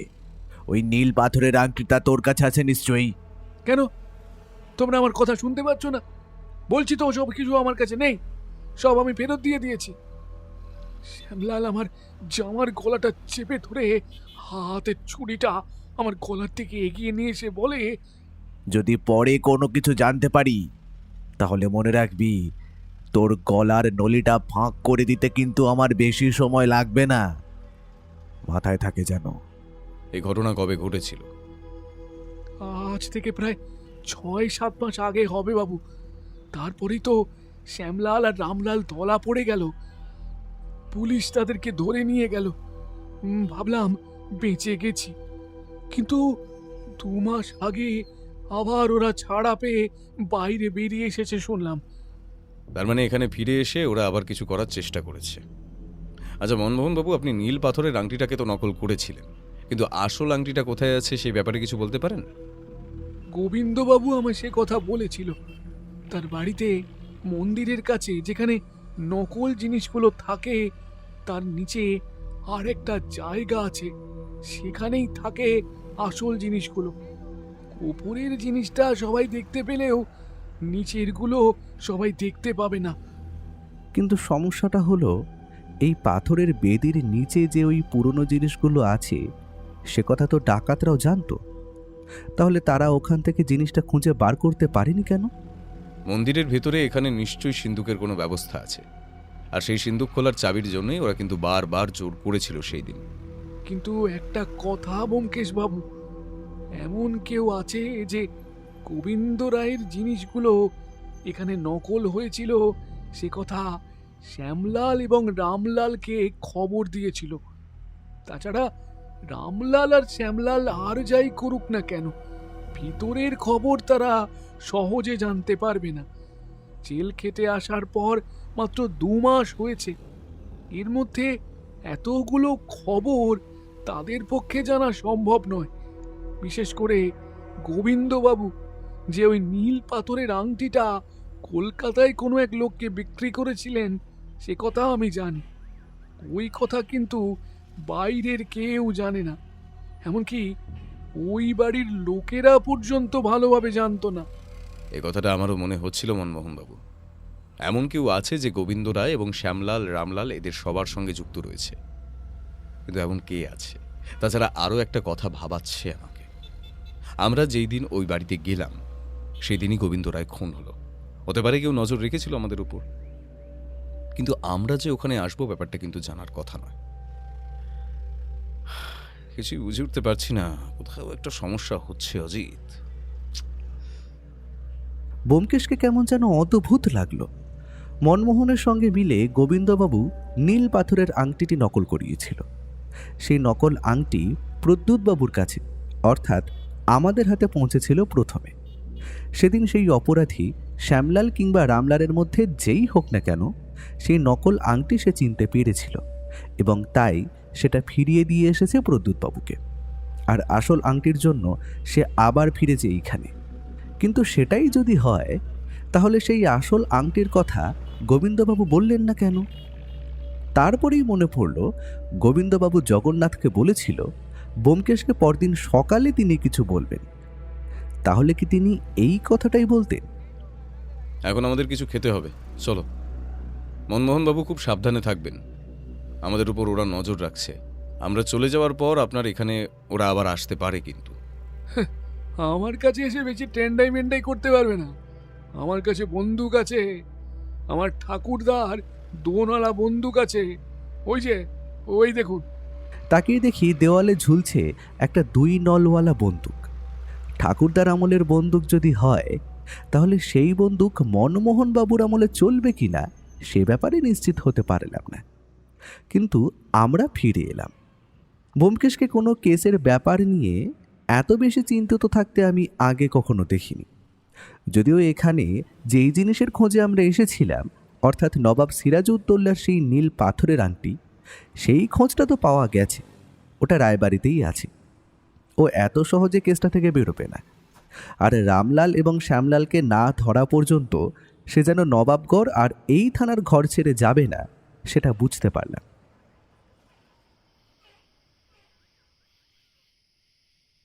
রাতের বেলা পুলিশ অফিসার আমাদের ঘরে এলেন। তিনি বললেন, ব্যোমকেশবাবু, আপনার কথা মতো খোঁজ নিয়ে দেখেছি। রামলাল, শ্যামলাল এবং তার আরও 3 জন সঙ্গী প্রায় একই সময়ে জেল থেকে বেরিয়েছে। মুর্শিদাবাদের এক জেলে তারা বন্দী ছিল। সেখান থেকে একসঙ্গে বেরিয়েছে মাস 2 আগে। তারপর থেকে তাদের আর কোনো খোঁজ খবর ছিল না। নবাবগড়ের শেষের দিকে একটা জঙ্গল মতো জায়গা আছে, সেইখানেই ওরা আস্তানা গেড়েছে। রাতের অন্ধকারে ওরা ওখান থেকে বেরিয়ে আসে। যেদিন আপনি এসেছিলেন সেই দিনই বোধহয় সন্ধেবেলা ওরা বেরিয়েছিল।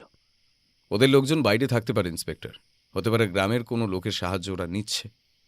নবাবগড় আর শিবগড়ের সমস্ত লোক ওদের ওপর চটে আছে, কেউ ওদের সাহায্য করবে না। তবে আরেকটা খবরও পাওয়া গেছে, নারায়ণ রায়ের যে বন্ধু রয়েছে শিবগড়ে, নারায়ণ রায়ের সেই বন্ধু মুকুন্দের সঙ্গে শ্যামলাল এবং রামলালের সম্পর্ক আছে।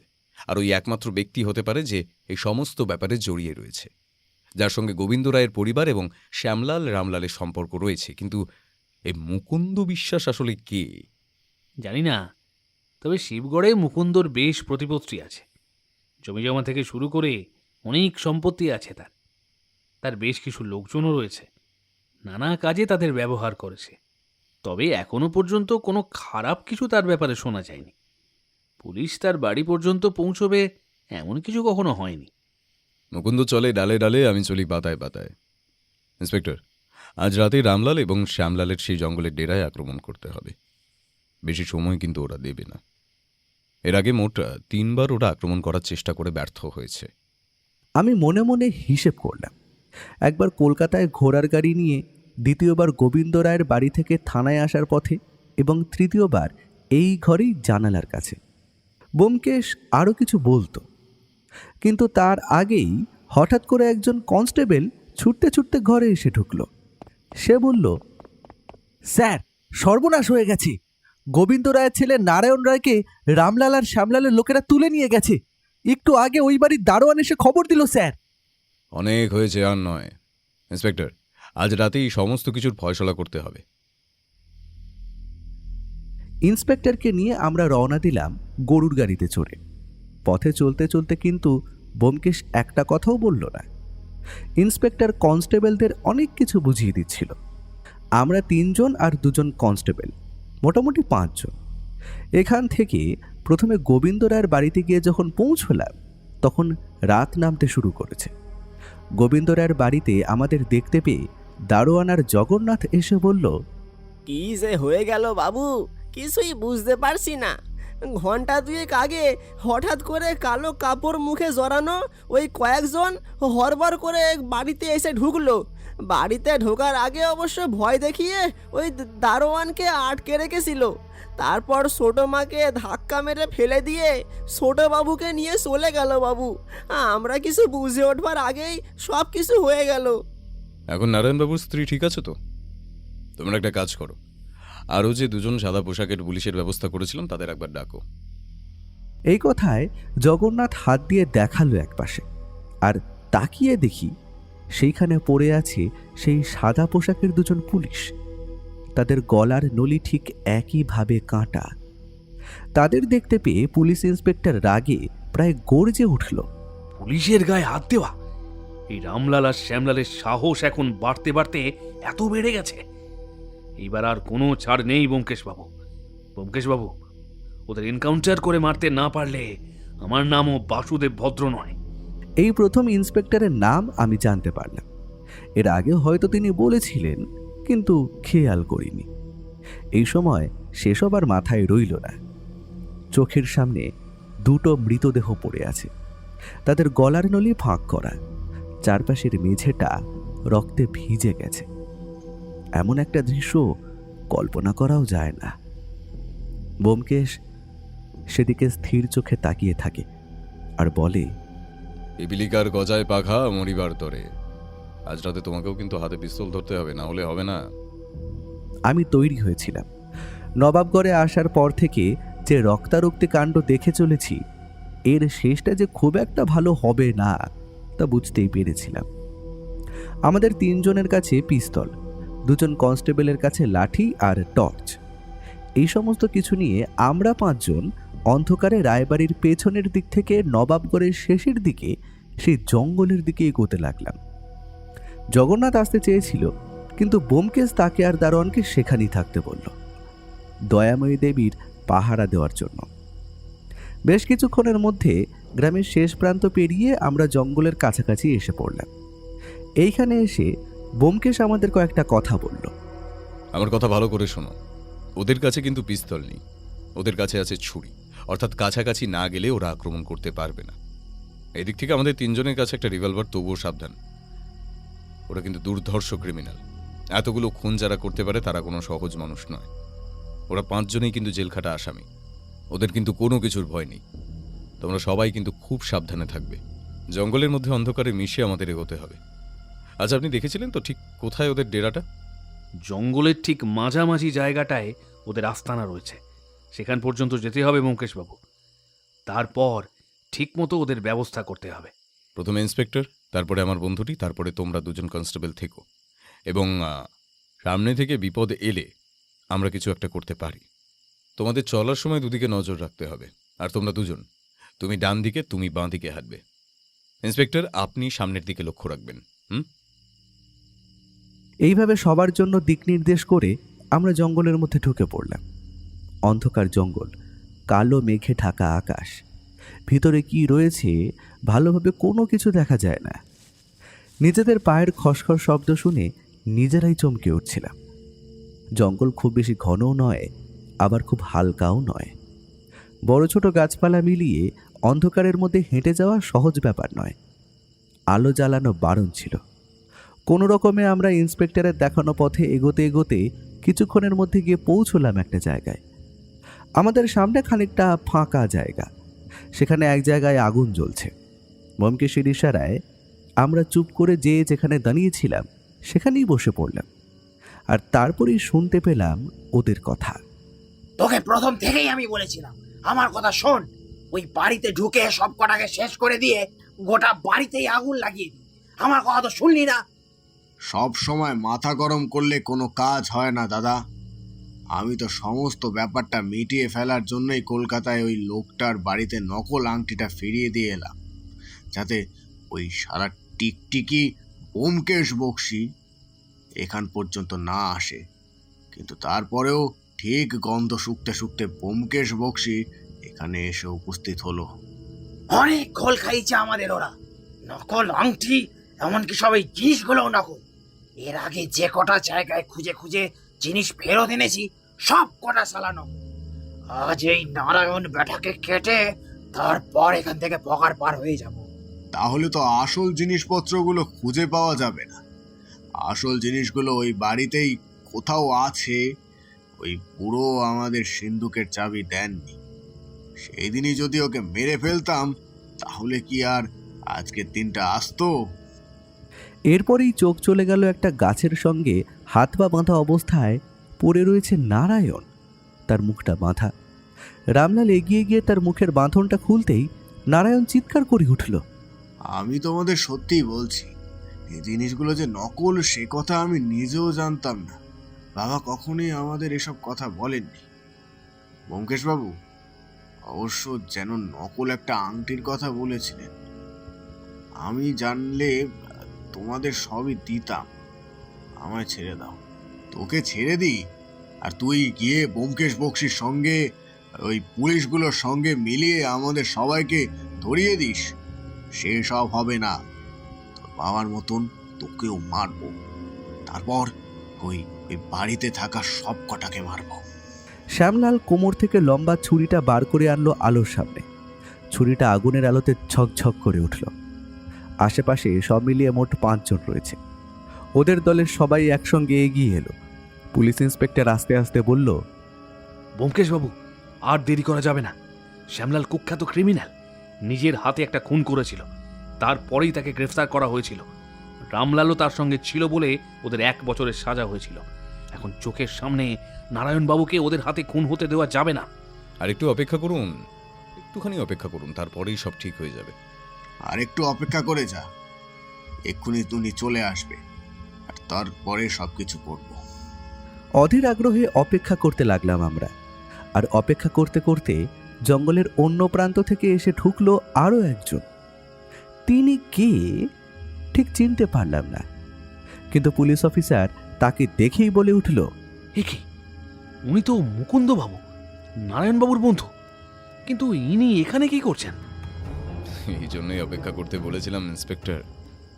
এবার চলুন, দেখবেন সবাইকে যেন জ্যান্ত ধরা যায়। গুলি করবেন কিন্তু মেরে ফেলবেন না।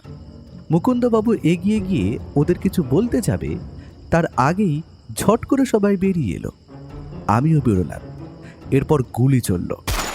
শ্যামলালের হাত এবং রামলালের পা লক্ষ্য করে প্রথমে গুলি চালানো হলো। গুলি চলতেই সবাই কেমন যেন ছত্রভঙ্গ হয়ে পালাবার চেষ্টা করলো, কিন্তু গুলি লাগা সত্ত্বেও রামলাল ছুরিটা তুলে নিয়ে এগিয়ে গেল নারায়ণবাবুর দিকে। চিৎকার করে বলল, মরে যদি যাই তার আগে ওই ব্যাটাকে মারবই। কথাটা বলে রামলাল ছুরি তুলে নারায়ণকে লক্ষ্য করে মারতে যাবে। আমি ভয়ে চোখ বন্ধ করে ফেললাম। আর ঠিক তখনই আর একবার পিস্তল গর্জে উঠতেই রামলালের চিৎকার শোনা গেল। শ্যামলালের হাতে গুলি লেগেছিল, তার হাত থেকে ছুরি পড়ে গেছিল। সে পেছন থেকে ছুটে এসে ইন্সপেক্টরের গায়ের ওপর ঝাঁপিয়ে পড়েছে। এই সুযোগে মুকুন্দবাবু জঙ্গলের মধ্যে দৌড়তে গেলেন। ব্যোমকেশের কথা মতো 2 জন কনস্টেবল ছুটে গেল সেই দিকে। নারায়ণবাবু ভ্যাবাচাকা খেয়ে গেছিলেন। আমার হাতে রিভলভার। শ্যামলাল আর রামলাল ছাড়া বাকি 3 জনের মধ্যে একজনের পিছু নিলাম আমি। তারপরেই মনে পড়ল ব্যোমকেশের কথা। ওরা কিন্তু সবাই মস্ত বড় ক্রিমিনাল, ওদের কাউকে ক্ষমা করা যাবে না। তারপরেই প্রথমে সামনের লোকটার পা বরাবর গুলি করলাম। প্রথম গুলিটা লক্ষ্যভ্রষ্ট হলেও দ্বিতীয় গুলিটা লাগলো। তখন আর একজন প্রায় আমার কাছাকাছি চলে এসেছে। তার হাতের লম্বা ছুরিটা নিয়ে এসে ঝাঁপিয়ে পড়েছে আমার দিকে। আর একটু হলেই তার ছুরিটা আমার গলা বরাবর এসে পড়বে। এমন সময় সে একটা প্রচণ্ড ধাক্কা খেয়ে ছিটকে গেল একপাশে। দেখি ব্যোমকেশ তার পেট বরাবর প্রচণ্ড জোরে লাথি মেরেছে। তারপরেই সে ছুরি নিয়ে ঝাঁপিয়ে পড়ল ব্যোমকেশের উপর। চলতে লাগলো তাদের লড়াই। অন্য একজন এলো আমার দিকে, বন্দুকের বাঁটি দিয়ে তার মাথার কাছে মারতেই সে ছিটকে পড়ল। ছুরিটা আমার কাঁধটা ছুঁয়ে গেল। গল গল করে রক্ত বেরোতে লাগলো। এক মুহূর্তের মধ্যে গোটা জায়গাটা রক্তে ভরে উঠল। বেশিক্ষণ নয়, মাত্র মিনিট 10। তার মধ্যে সব কিছু শান্ত হয়ে গেল। রামলাল মারা গেছে। রামলালের গুলিটা সোজা গিয়ে লেগেছে গলার কাছে। শ্যামলালের হাতে গুলি লাগা অবস্থাতেই তাকে ধরা হলো এবং বাকি 2 জন মৃত। মুকুন্দবাবুকে ধরে আনলেন পুলিশ ইন্সপেক্টর নিজে। মুকুন্দবাবু বললেন, এ কি, আমায় কেন ধরেছেন? আমি তো নারায়ণকে ওরা ধরে এনেছে শুনে ওকে বাঁচাবার জন্য এখানে এসেছিলাম। ওসব কথা থানায় গিয়ে বলবেন। এখন চলুন। অফিসার, আপনি হয়তো জানেন না যে আমি কে। You don't have any idea who am I. আমার গায়ে হাত দেওয়ার ফল আপনাকে ভুগতেই হবে। ভুগতে যে একটু আপনাকেও হবে মুকুন্দবাবু। শ্যামলাল এবং রামলালের সঙ্গে হাত মিলিয়ে যে আপনি সমস্ত কিছু প্ল্যান করেছিলেন সে কথা তো আমরা ঠিক খুঁজে বার করব। শ্যামলাল সে কথা স্বীকার না করলেও নারায়ণবাবুর জবানবন্দি থেকে জানা যাবে যেদিন রাতে গোবিন্দবাবুর মৃত্যু হয়েছে সেদিন রাতে আপনি ইচ্ছে করে আপনার বাড়িতে নারায়ণবাবুকে ধরে রেখেছিলেন। What nonsense! তাতেই প্রমাণ হয় না যে ওদের সঙ্গে আমার হাত রয়েছে। তাতে প্রমাণ হয় না, কিন্তু আপনার বাড়ির কাজের লোক হরিহরের সাক্ষী অনুযায়ী শ্যামলাল এবং রামলালের সঙ্গে আপনাকে বেশ কয়েকবার দেখা গেছে। আপনি হয়তো ভুলে গেছেন না, হরিহর নবাবপুরের লোক। এই হরিহর আপনার বিরুদ্ধে অনেক কথা আমাদের বলেছে। যদি একটু কষ্ট করতে হয়েছে, হরিহরকে সামান্য মিথ্যে কথা বলে ভয় দেখাতে হয়েছে। মুকুন্দবাবু যেভাবে ব্যোমকেশের দিকে তাকালেন, তার চোখে যদি কোনো অলৌকিক ক্ষমতা থাকতো তাহলে সে আজ ব্যোমকেশকে ধ্বংস করে দিত, কিন্তু সেটা হলো না। পুলিশ ইন্সপেক্টর সবাইকে নিয়ে কনস্টেবলদের সাহায্যে গরুর গাড়িতে চেপে সেই রাতেই রওনা দিল থানার উদ্দেশ্যে। শুধু আমি, ব্যোমকেশ আর নারায়ণবাবু ফিরে গেলাম তার বাড়িতে। সেখানে তখন দয়াময়ী দেবীর অবস্থা সামান্য ভালো হয়েছে। জগন্নাথ, দারোয়ান সবাই মিলে একতলার ঘরে কোনো রকমে আশ্রয় নিলাম। নারায়ণবাবু বললেন, ওটা ব্যাপারটা যে কি হলো আমি কিছুই বুঝতে পারলাম না ব্যোমকেশ বাবু। এই শ্যামলাল রামলালের সঙ্গে মুকুন্দর সম্পর্ক কি? এই ঘটনা জানতে গেলে ইতিহাসের প্রথম দিকে আমাদের একটু যেতে হবে। আপনার বাবা আমাদের যে ইতিহাসের কথা বলেছিল তা ঠিক হলেও তার পরের অংশে সামান্য গরমিল ছিল, কিংবা সে কথাটা তার জানা ছিল না। যেটাতে জগৎ রায় বেশ কিছু জিনিসপত্র নিয়ে নবাবের মহল থেকে চলে আসে, সেটাতে তার সঙ্গে ছিল পেশোয়ার বক্সি এবং মাধবলাল। পেশোয়ার বক্সি নিজের ভাগের সম্পত্তি বুঝে নিয়ে পাকিস্তানে চলে গেল। মাধবলালের সঙ্গে জগৎ রায়ের সামান্য বিরোধ বাদে বেশিরভাগ জিনিসপত্র নিয়ে, এবং তার মধ্যে ছিল ওই আংটিটা।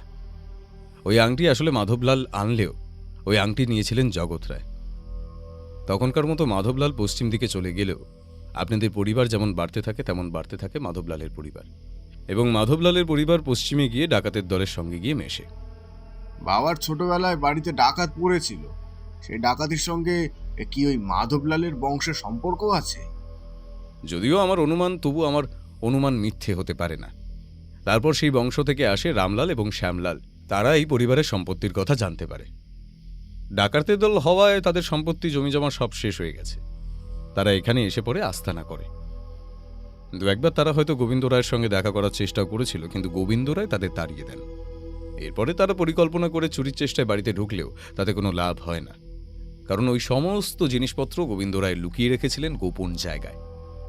গোবিন্দ রায় এমনি এমনি জিনিসগুলো নকল তৈরি করাননি, ওদের হাত থেকে বাঁচবার জন্যই করিয়েছিলেন। কিন্তু তারপরে আর্থিক সমস্যায় পড়ে তিনি জিনিসপত্রগুলো বিক্রি করার কথা ভাবলেন। তার মাথায় একটা পরিকল্পনা আসে।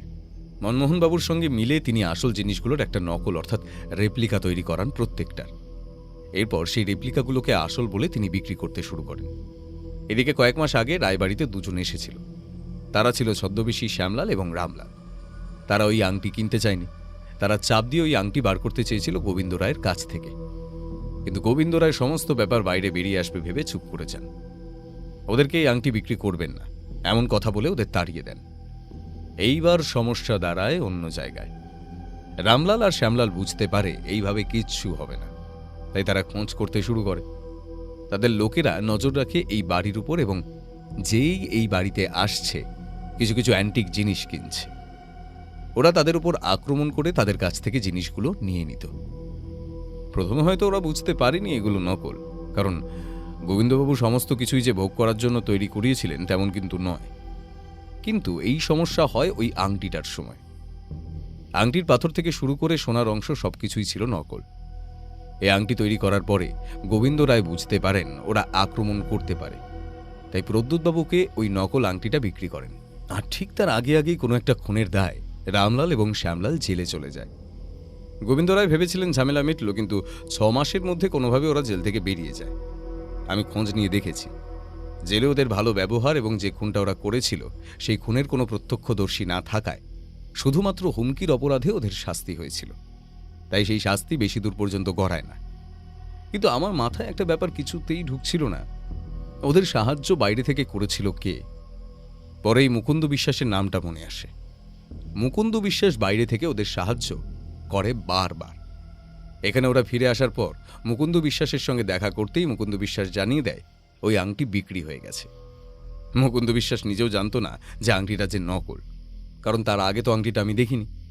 তারপরেই তদন্ত করতে গিয়ে জানা যায় আংটি ফেরত দেওয়ার পরেও মাধব খুন হয়েছে এবং মাধবের বাবাকে কেউ অপহরণ করার চেষ্টা করেছে। মাধবের বাবা কোনো রকমে পালিয়ে এসে লুকিয়ে থাকে। তারপর তাকে পুলিশি পাহারায় রেখে আমরা এখানে আসি। এখানে এসে বুঝতে পারি ঘটনাটা বড্ড জটিল। মুকুন্দ ওদের সাথে জড়িত আছে, সেই কথাটা আপনি সত্যি সত্যি জানলেন কি করে? কয়েকদিন আগে দুপুরের দিকে একবার আমি বেরিয়েছিলাম। মহাদেব আমায় এ ব্যাপারে অনেক সাহায্য করেছে। মহাদেব আমায় হরিহরের কথা বলেছিল। হরিহর আগে থাকতো নবাবগড়ে, পরে চলে যায়। এখন হরিহরের সঙ্গে গোবিন্দ রায়ের সরাসরি সম্পর্ক না থাকলেও এই বাড়ির সঙ্গে তার পরিবারের সম্পর্ক জড়িয়ে আছে। তাই হরিহরের সঙ্গে কথা বলতেই শ্যামলাল এবং রামলাল যে মাঝে মাঝে রাতের অন্ধকারে ওই বাড়িতে যায়, সে কথা সে আমাদের জানিয়ে দেয়। তখনই বুঝতে পারি ব্যাপারটা, কিন্তু মুকুন্দবাবু যে নারায়ণবাবুকে হত্যা করার পরিকল্পনা করবে সে কথা বুঝতে পারিনি। আমরা অনেকবার বলার পরেও আমাদেরকে ছাড়তে চাইনি কখনোই। ভেবেছিলাম আমাদের ছাড়তে চাইছেন না, বোধহয় অনেক রাত করে এতটা পথ ফিরবো তার জন্য। কিন্তু এখন বুঝতে পারছি সেটা তো আসলে এই বাড়িতে আক্রমণ হবে সেই জন্য। কিন্তু সেই রাতে যদি আমাদের ছেড়ে দিয়ে আক্রমণ করতো, তাহলেই তো একসাথে আমাদের মানে আমার বাবাকে এবং আমাকেও মারতে পারতো। ওদের কাজটা সুবিধার হয়ে যেত। রামলাল কাউকে মারতে চাইনি। আমি কলকাতার রাস্তায় ল্যাম্পপোস্টের আলোর নিচে যাকে দেখতে পেয়েছিলাম সে আসলে ছিল রামলাল। সে সমস্ত ব্যাপারটা অতি সাবধানে সহজে পরিষ্কার করতে চাইছিল, যাতে আসল আংটি ওদের হাতে চলে আসে। শ্যামলাল ছিল মার্ডারার। আসলে যে খুনের কারণে জেল হয়েছিল সেই খুনটা করেছিল শ্যামলাল নিজে। মাধবের বাবার সঙ্গে কথা বলে শ্যামলালের সামান্য বর্ণনা আমি পেয়েছিলাম। শ্যামলালই গিয়েছিল মাধবের বাড়িতে।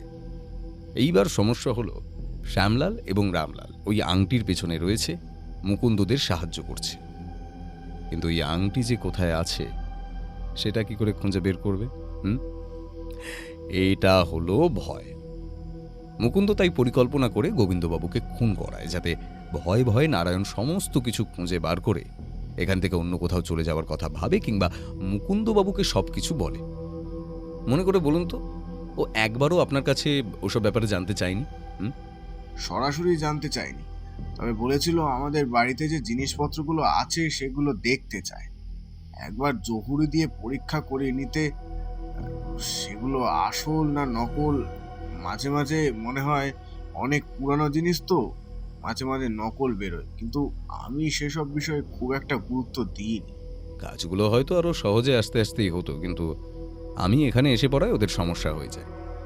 তাই ওরা তাড়াহুড়ো করতে শুরু করে। সেদিন যে আমি মুকুন্দবাবুর ব্যাপারে কিছু খবর জোগাড় করতে পেরেছি সেটা ওদের কাছে খবর চলে গিয়েছিল, আর তারপরেই হরিহর নিরুদ্দেশ হয়ে যায়। আমি নিশ্চিত হরিহরকে ওরাই কিছু করেছে, আর তাই রাতের সুযোগ নিয়ে তাড়াতাড়ি করে ওরা নারায়ণবাবুকে আটক করে। যদি নারায়ণবাবুকে খুন করে বাড়িতে ঢুকে জিনিসপত্র লুট করা যেতে পারে আর কি। কিন্তু সমস্যা হয়ে যায় একজন মাত্র ব্যক্তি, আর সেটা হলাম গিয়ে আমি। কিন্তু সন্ধে পর্যন্ত তো তুমি তেমন কিছুই জানতে না। তুমি তো নিজেই বলেছিলে ও জঙ্গলে মুকুন্দবাবুর সঙ্গে একবার কথা বলা দরকার। তুমি কি বুঝতে পেরেছিলে এত তাড়াতাড়ি এমন একটা কাজ করে বসবে সে? বুঝতে পেরেছিলাম, কারণ মহাদেবকে নিয়ে আমি একটা গল্প ছড়িয়ে দিয়েছিলাম নবাবগড় এবং শিবগড়ের সাধারণ মানুষদের জন্য। ওরা সকলেই জেনে গিয়েছিল কলকাতা থেকে একজন লোক আসবে গোবিন্দবাবুর বাড়িতে, যিনি নারায়ণবাবুর কাছ থেকে সমস্ত পুরনো জিনিসপত্র একেবারে কিনে নিয়ে যাবে এবং তার কাছে সমস্ত কিছু বিক্রি করার পরে নারায়ণবাবু এই বাড়ি ছেড়ে এবং এই নবাবগড় ছেড়ে অন্যত্র চলে যাবে। এটা ছিল একটা ফাঁদ, আর সেই ফাঁদে ওরা পা দিয়েছিল। এবার কি হবে? ওরা যদি আবার জেল থেকে ছাড়া পেয়ে যায়? জেল থেকে ওরা ছাড়া আর পাবে না। এতদিন নারায়ণবাবুকে হত্যার চেষ্টা, গোবিন্দবাবুকে খুন, হরিহরকে নিরুদ্দেশ করা, তাছাড়া দুজন পুলিশ কনস্টেবলকে খুন করেছে, এমনকি কলকাতায় মাধবকে খুন করেছে এবং মাধবের বাবাকে অপহরণ করার চেষ্টা করেছে। অনেকগুলো চার্জ রয়েছে ওদের উপরে। এত সহজে ওরা বেরোতে পারবে বলে মনে হয় না। একটা কথা আমি কিছুতে বুঝতে পারছি না ব্যোমকেশ বাবু, বাবা যদি নকল জিনিসগুলো ঠাকুরের বেদির নিচে রাখে, তাহলে আসল জিনিসগুলো কোথায়? আমার সঙ্গে আসুন, আপনাদের ঠাকুর ঘরটা একবার দেখা দরকার। আজ সকাল থেকে যা হয়ে চলেছিল তাতে আমার মাথা ঘুরে গেছিল, কিন্তু এখন সবকিছু শেষ হয়েছে। গোটা শরীর যেন ভেঙে পড়েছিল ক্লান্তিতে, বিশ্রাম প্রয়োজন। তবুও আমরা গিয়ে পৌঁছলাম ঠাকুর ঘরে। নারায়ণ মন্দির যেখানে, সেখানে দেখা গেল একটা বাক্স। এই বাক্সর মধ্যে পুরনো অনেক জিনিসপত্র, অ্যান্টিক থেকে শুরু করে সোনার চুড়ি এবং গলার হার ছাড়াও বেশ কিছু মূর্তি পর্যন্ত রয়েছে। ব্যোমকেশ এগুলো হাতে তুলে নিয়ে দেখতে দেখতে বলল, এগুলো নকল, নকল জিনিসগুলো ওপরে রাখা হয়েছে। এই গর্ভগৃহের মধ্যে আর কি আছে, একবার টর্চের আলো ফেলুন তো দেখি। টর্চের আলো ফেলতেই দেখা গেল গর্ভগৃহ ফাঁকা, চারপাশে কোথাও কিছু নেই। ব্যোমকেশ কি যেন ভাবতে লাগলো। সেদিকে ভালো করে দেখতে দেখতে কি যেন ভাবতে লাগলো। হঠাৎ দয়াময়ী দেবী বললেন, কোথায় বাড়িটা মেরামতের প্রয়োজন সেসব দিকে বাবা কোনো কিছুই করেননি, অথচ 6 মাস আগে ওই গর্ভগৃহ মেরামত করিয়েছিলেন এবং ওর ভিতরে কি সমস্ত কাজও করিয়েছিলেন। এই কথায় ব্যোমকেশের মুখে একটা হাসি ফুটে উঠল। দারোয়ানকে বলে একটা শাবল জোগাড় করে সেই শাবল নিয়ে নামলো ছোট্ট গর্ভগৃহের নিচের দিকে। তারপর শাবল ঠুকতে লাগলো দেওয়ালের কাছে। ঠুকতে ঠুকতে শব্দ শুনতে লাগলো যেন। তারপর এক জায়গায় একটা সামান্য ফাঁপা শব্দ হতেই সেখানে শাবল চালাতে লাগলো। একটু পরে দারোয়ান নিজেও নিচে নেমে শাবল চালানো শুরু করলো। একটা গর্ত তৈরি হলো। গর্তের ভিতরে দেখা গেল আর একটা বাক্স। সেই বাক্সটা বার করে এনে খুলতেই টর্চের আলো বাক্সের ভিতরে পড়তে তার থেকে যেন দুটি ঠিকরে বেরিয়ে চারপাশটা ঝলমল করে উঠল। এগুলো যে আসল জিনিস তা বলে দিতে হয় না। সোনা, রূপো, এমনকি বেশ কিছু মূল্যবান পাথরের তৈরি জিনিসপত্র রয়েছে। ব্যোমকেশ তার মধ্যে থেকে একটা বাক্স তুলে নিল। তারপর সেটা হাতে তুলে নিয়ে বলল, এই হলো সেই বাক্স, আর এই বাক্সের মধ্যেই রয়েছে সেই নবাব সিরাজউদ্দৌলার নীল পাথরের আংটি, যার জন্য কলকাতা শহরে প্রদ্যুৎবাবুর রাতের ঘুম পর্যন্ত উড়িয়ে দিয়েছিল, যার জন্য জগৎ রায় এবং মাধবলালের মধ্যে শত্রুতা তৈরি হয়। সেই শত্রুতা 200 বছর ধরে বংশ পরম্পরায় চলে, তার জন্য নবাবগড়ে এতগুলো মানুষ মারা গেছে এবং যার জন্য রামলালের মৃত্যু এবং শ্যামলালের গ্রেপ্তারি পর্যন্ত হয়েছে।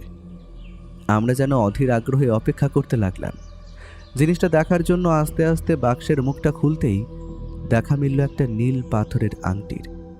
দেখা গেল তার উজ্জ্বলতা এই টর্চের আলোতে বেশ ছড়িয়ে পড়েছে।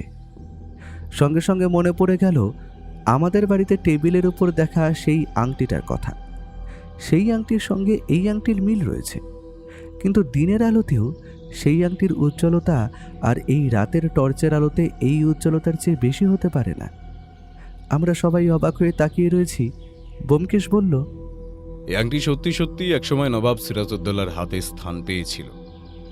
তিনি এই আংটি ব্যবহার করতেন নিজের ডান হাতের অনামিকায়। আপনাদের সম্পত্তি আপনাদের কাছেই থাকুক, এবার যা ব্যবস্থা করার আপনারা করবেন। অনেক রাত হলো, আজকের দিনটা এই বাড়িতে আশ্রয় দিন, কাল সকালে আমরা এখান থেকে বেরিয়ে পড়ব। ওর চোখে জল এসেছিল।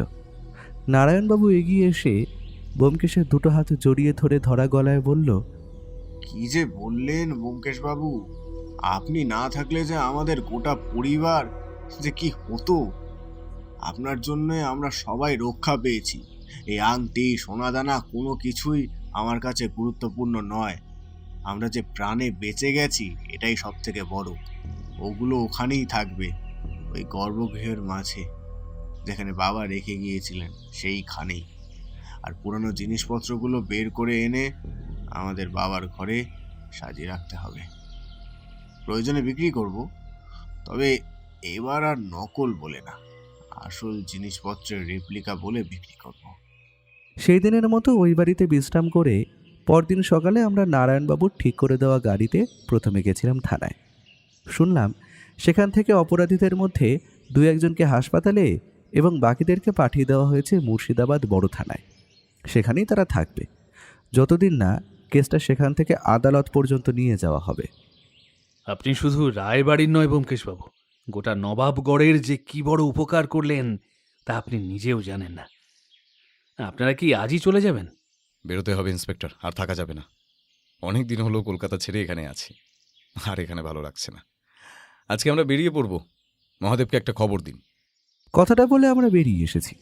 দেখি বেশ কিছু লোকজন জড়ো হয়েছে থানার সামনে। আমরা তো অবাক হয়ে গেলাম। আমাদের সাথে ইন্সপেক্টরও বেরিয়েছিল। চিন্তা করবেন না, ওরা নবাবগড় আর শিবগড়ের মানুষ। যেই খবর পেয়েছে রামলাল ও শ্যামলাল ধরা পড়েছে, আর মুকুন্দবাবু এতদিন ধরে ভালো মানুষের আড়ালে সব কিছু করছিলেন, ওরা তাই আপনাকে দেখতে চলে এসেছে। সবাই অবাক হয়ে তাকিয়ে রইল ব্যোমকেশের দিকে। সে এবার হাসি মুখে সবার উদ্দেশ্যে নমস্কার করল। আমিও নমস্কার করলাম। মহাদেব তখনই গাড়ি নিয়ে এসে পড়েছে। মহাদেব বলল, তৈরি হয়ে নিন বাবুরা, আপনাদের স্টেশন পর্যন্ত দিয়ে আসি। তবে হ্যাঁ, এইবার কিন্তু ভাড়া নেব না। আমাদের নবাবগড়ে শান্তি ফিরিয়ে আনার জন্য এভাবেই মহাদেবের তরফ থেকে আপনাদের দেওয়া একটি ছোট্ট উপহার, বুঝলেন তো? আমিও হাসলাম। ব্যোমকেশকে চিন্তামুক্ত হয়ে খোলা মনে হাসতে দেখলাম। অনেকদিন পর কলকাতায় যাওয়া হবে। সেখানে মাধবের বাবাকে পুলিশের হেফাজত থেকে ছাড়াতে হবে। তাছাড়া প্রদ্যুৎবাবুর কাছেও একবার যাওয়া দরকার। আসল সত্যিটা তাকে বলা দরকার। জানি না তারপরে কি হবে, তবে ব্যোমকেশ যা ঠিক করবে তাই হবে। সেদিন আমরা ফিরে এলাম কলকাতায়।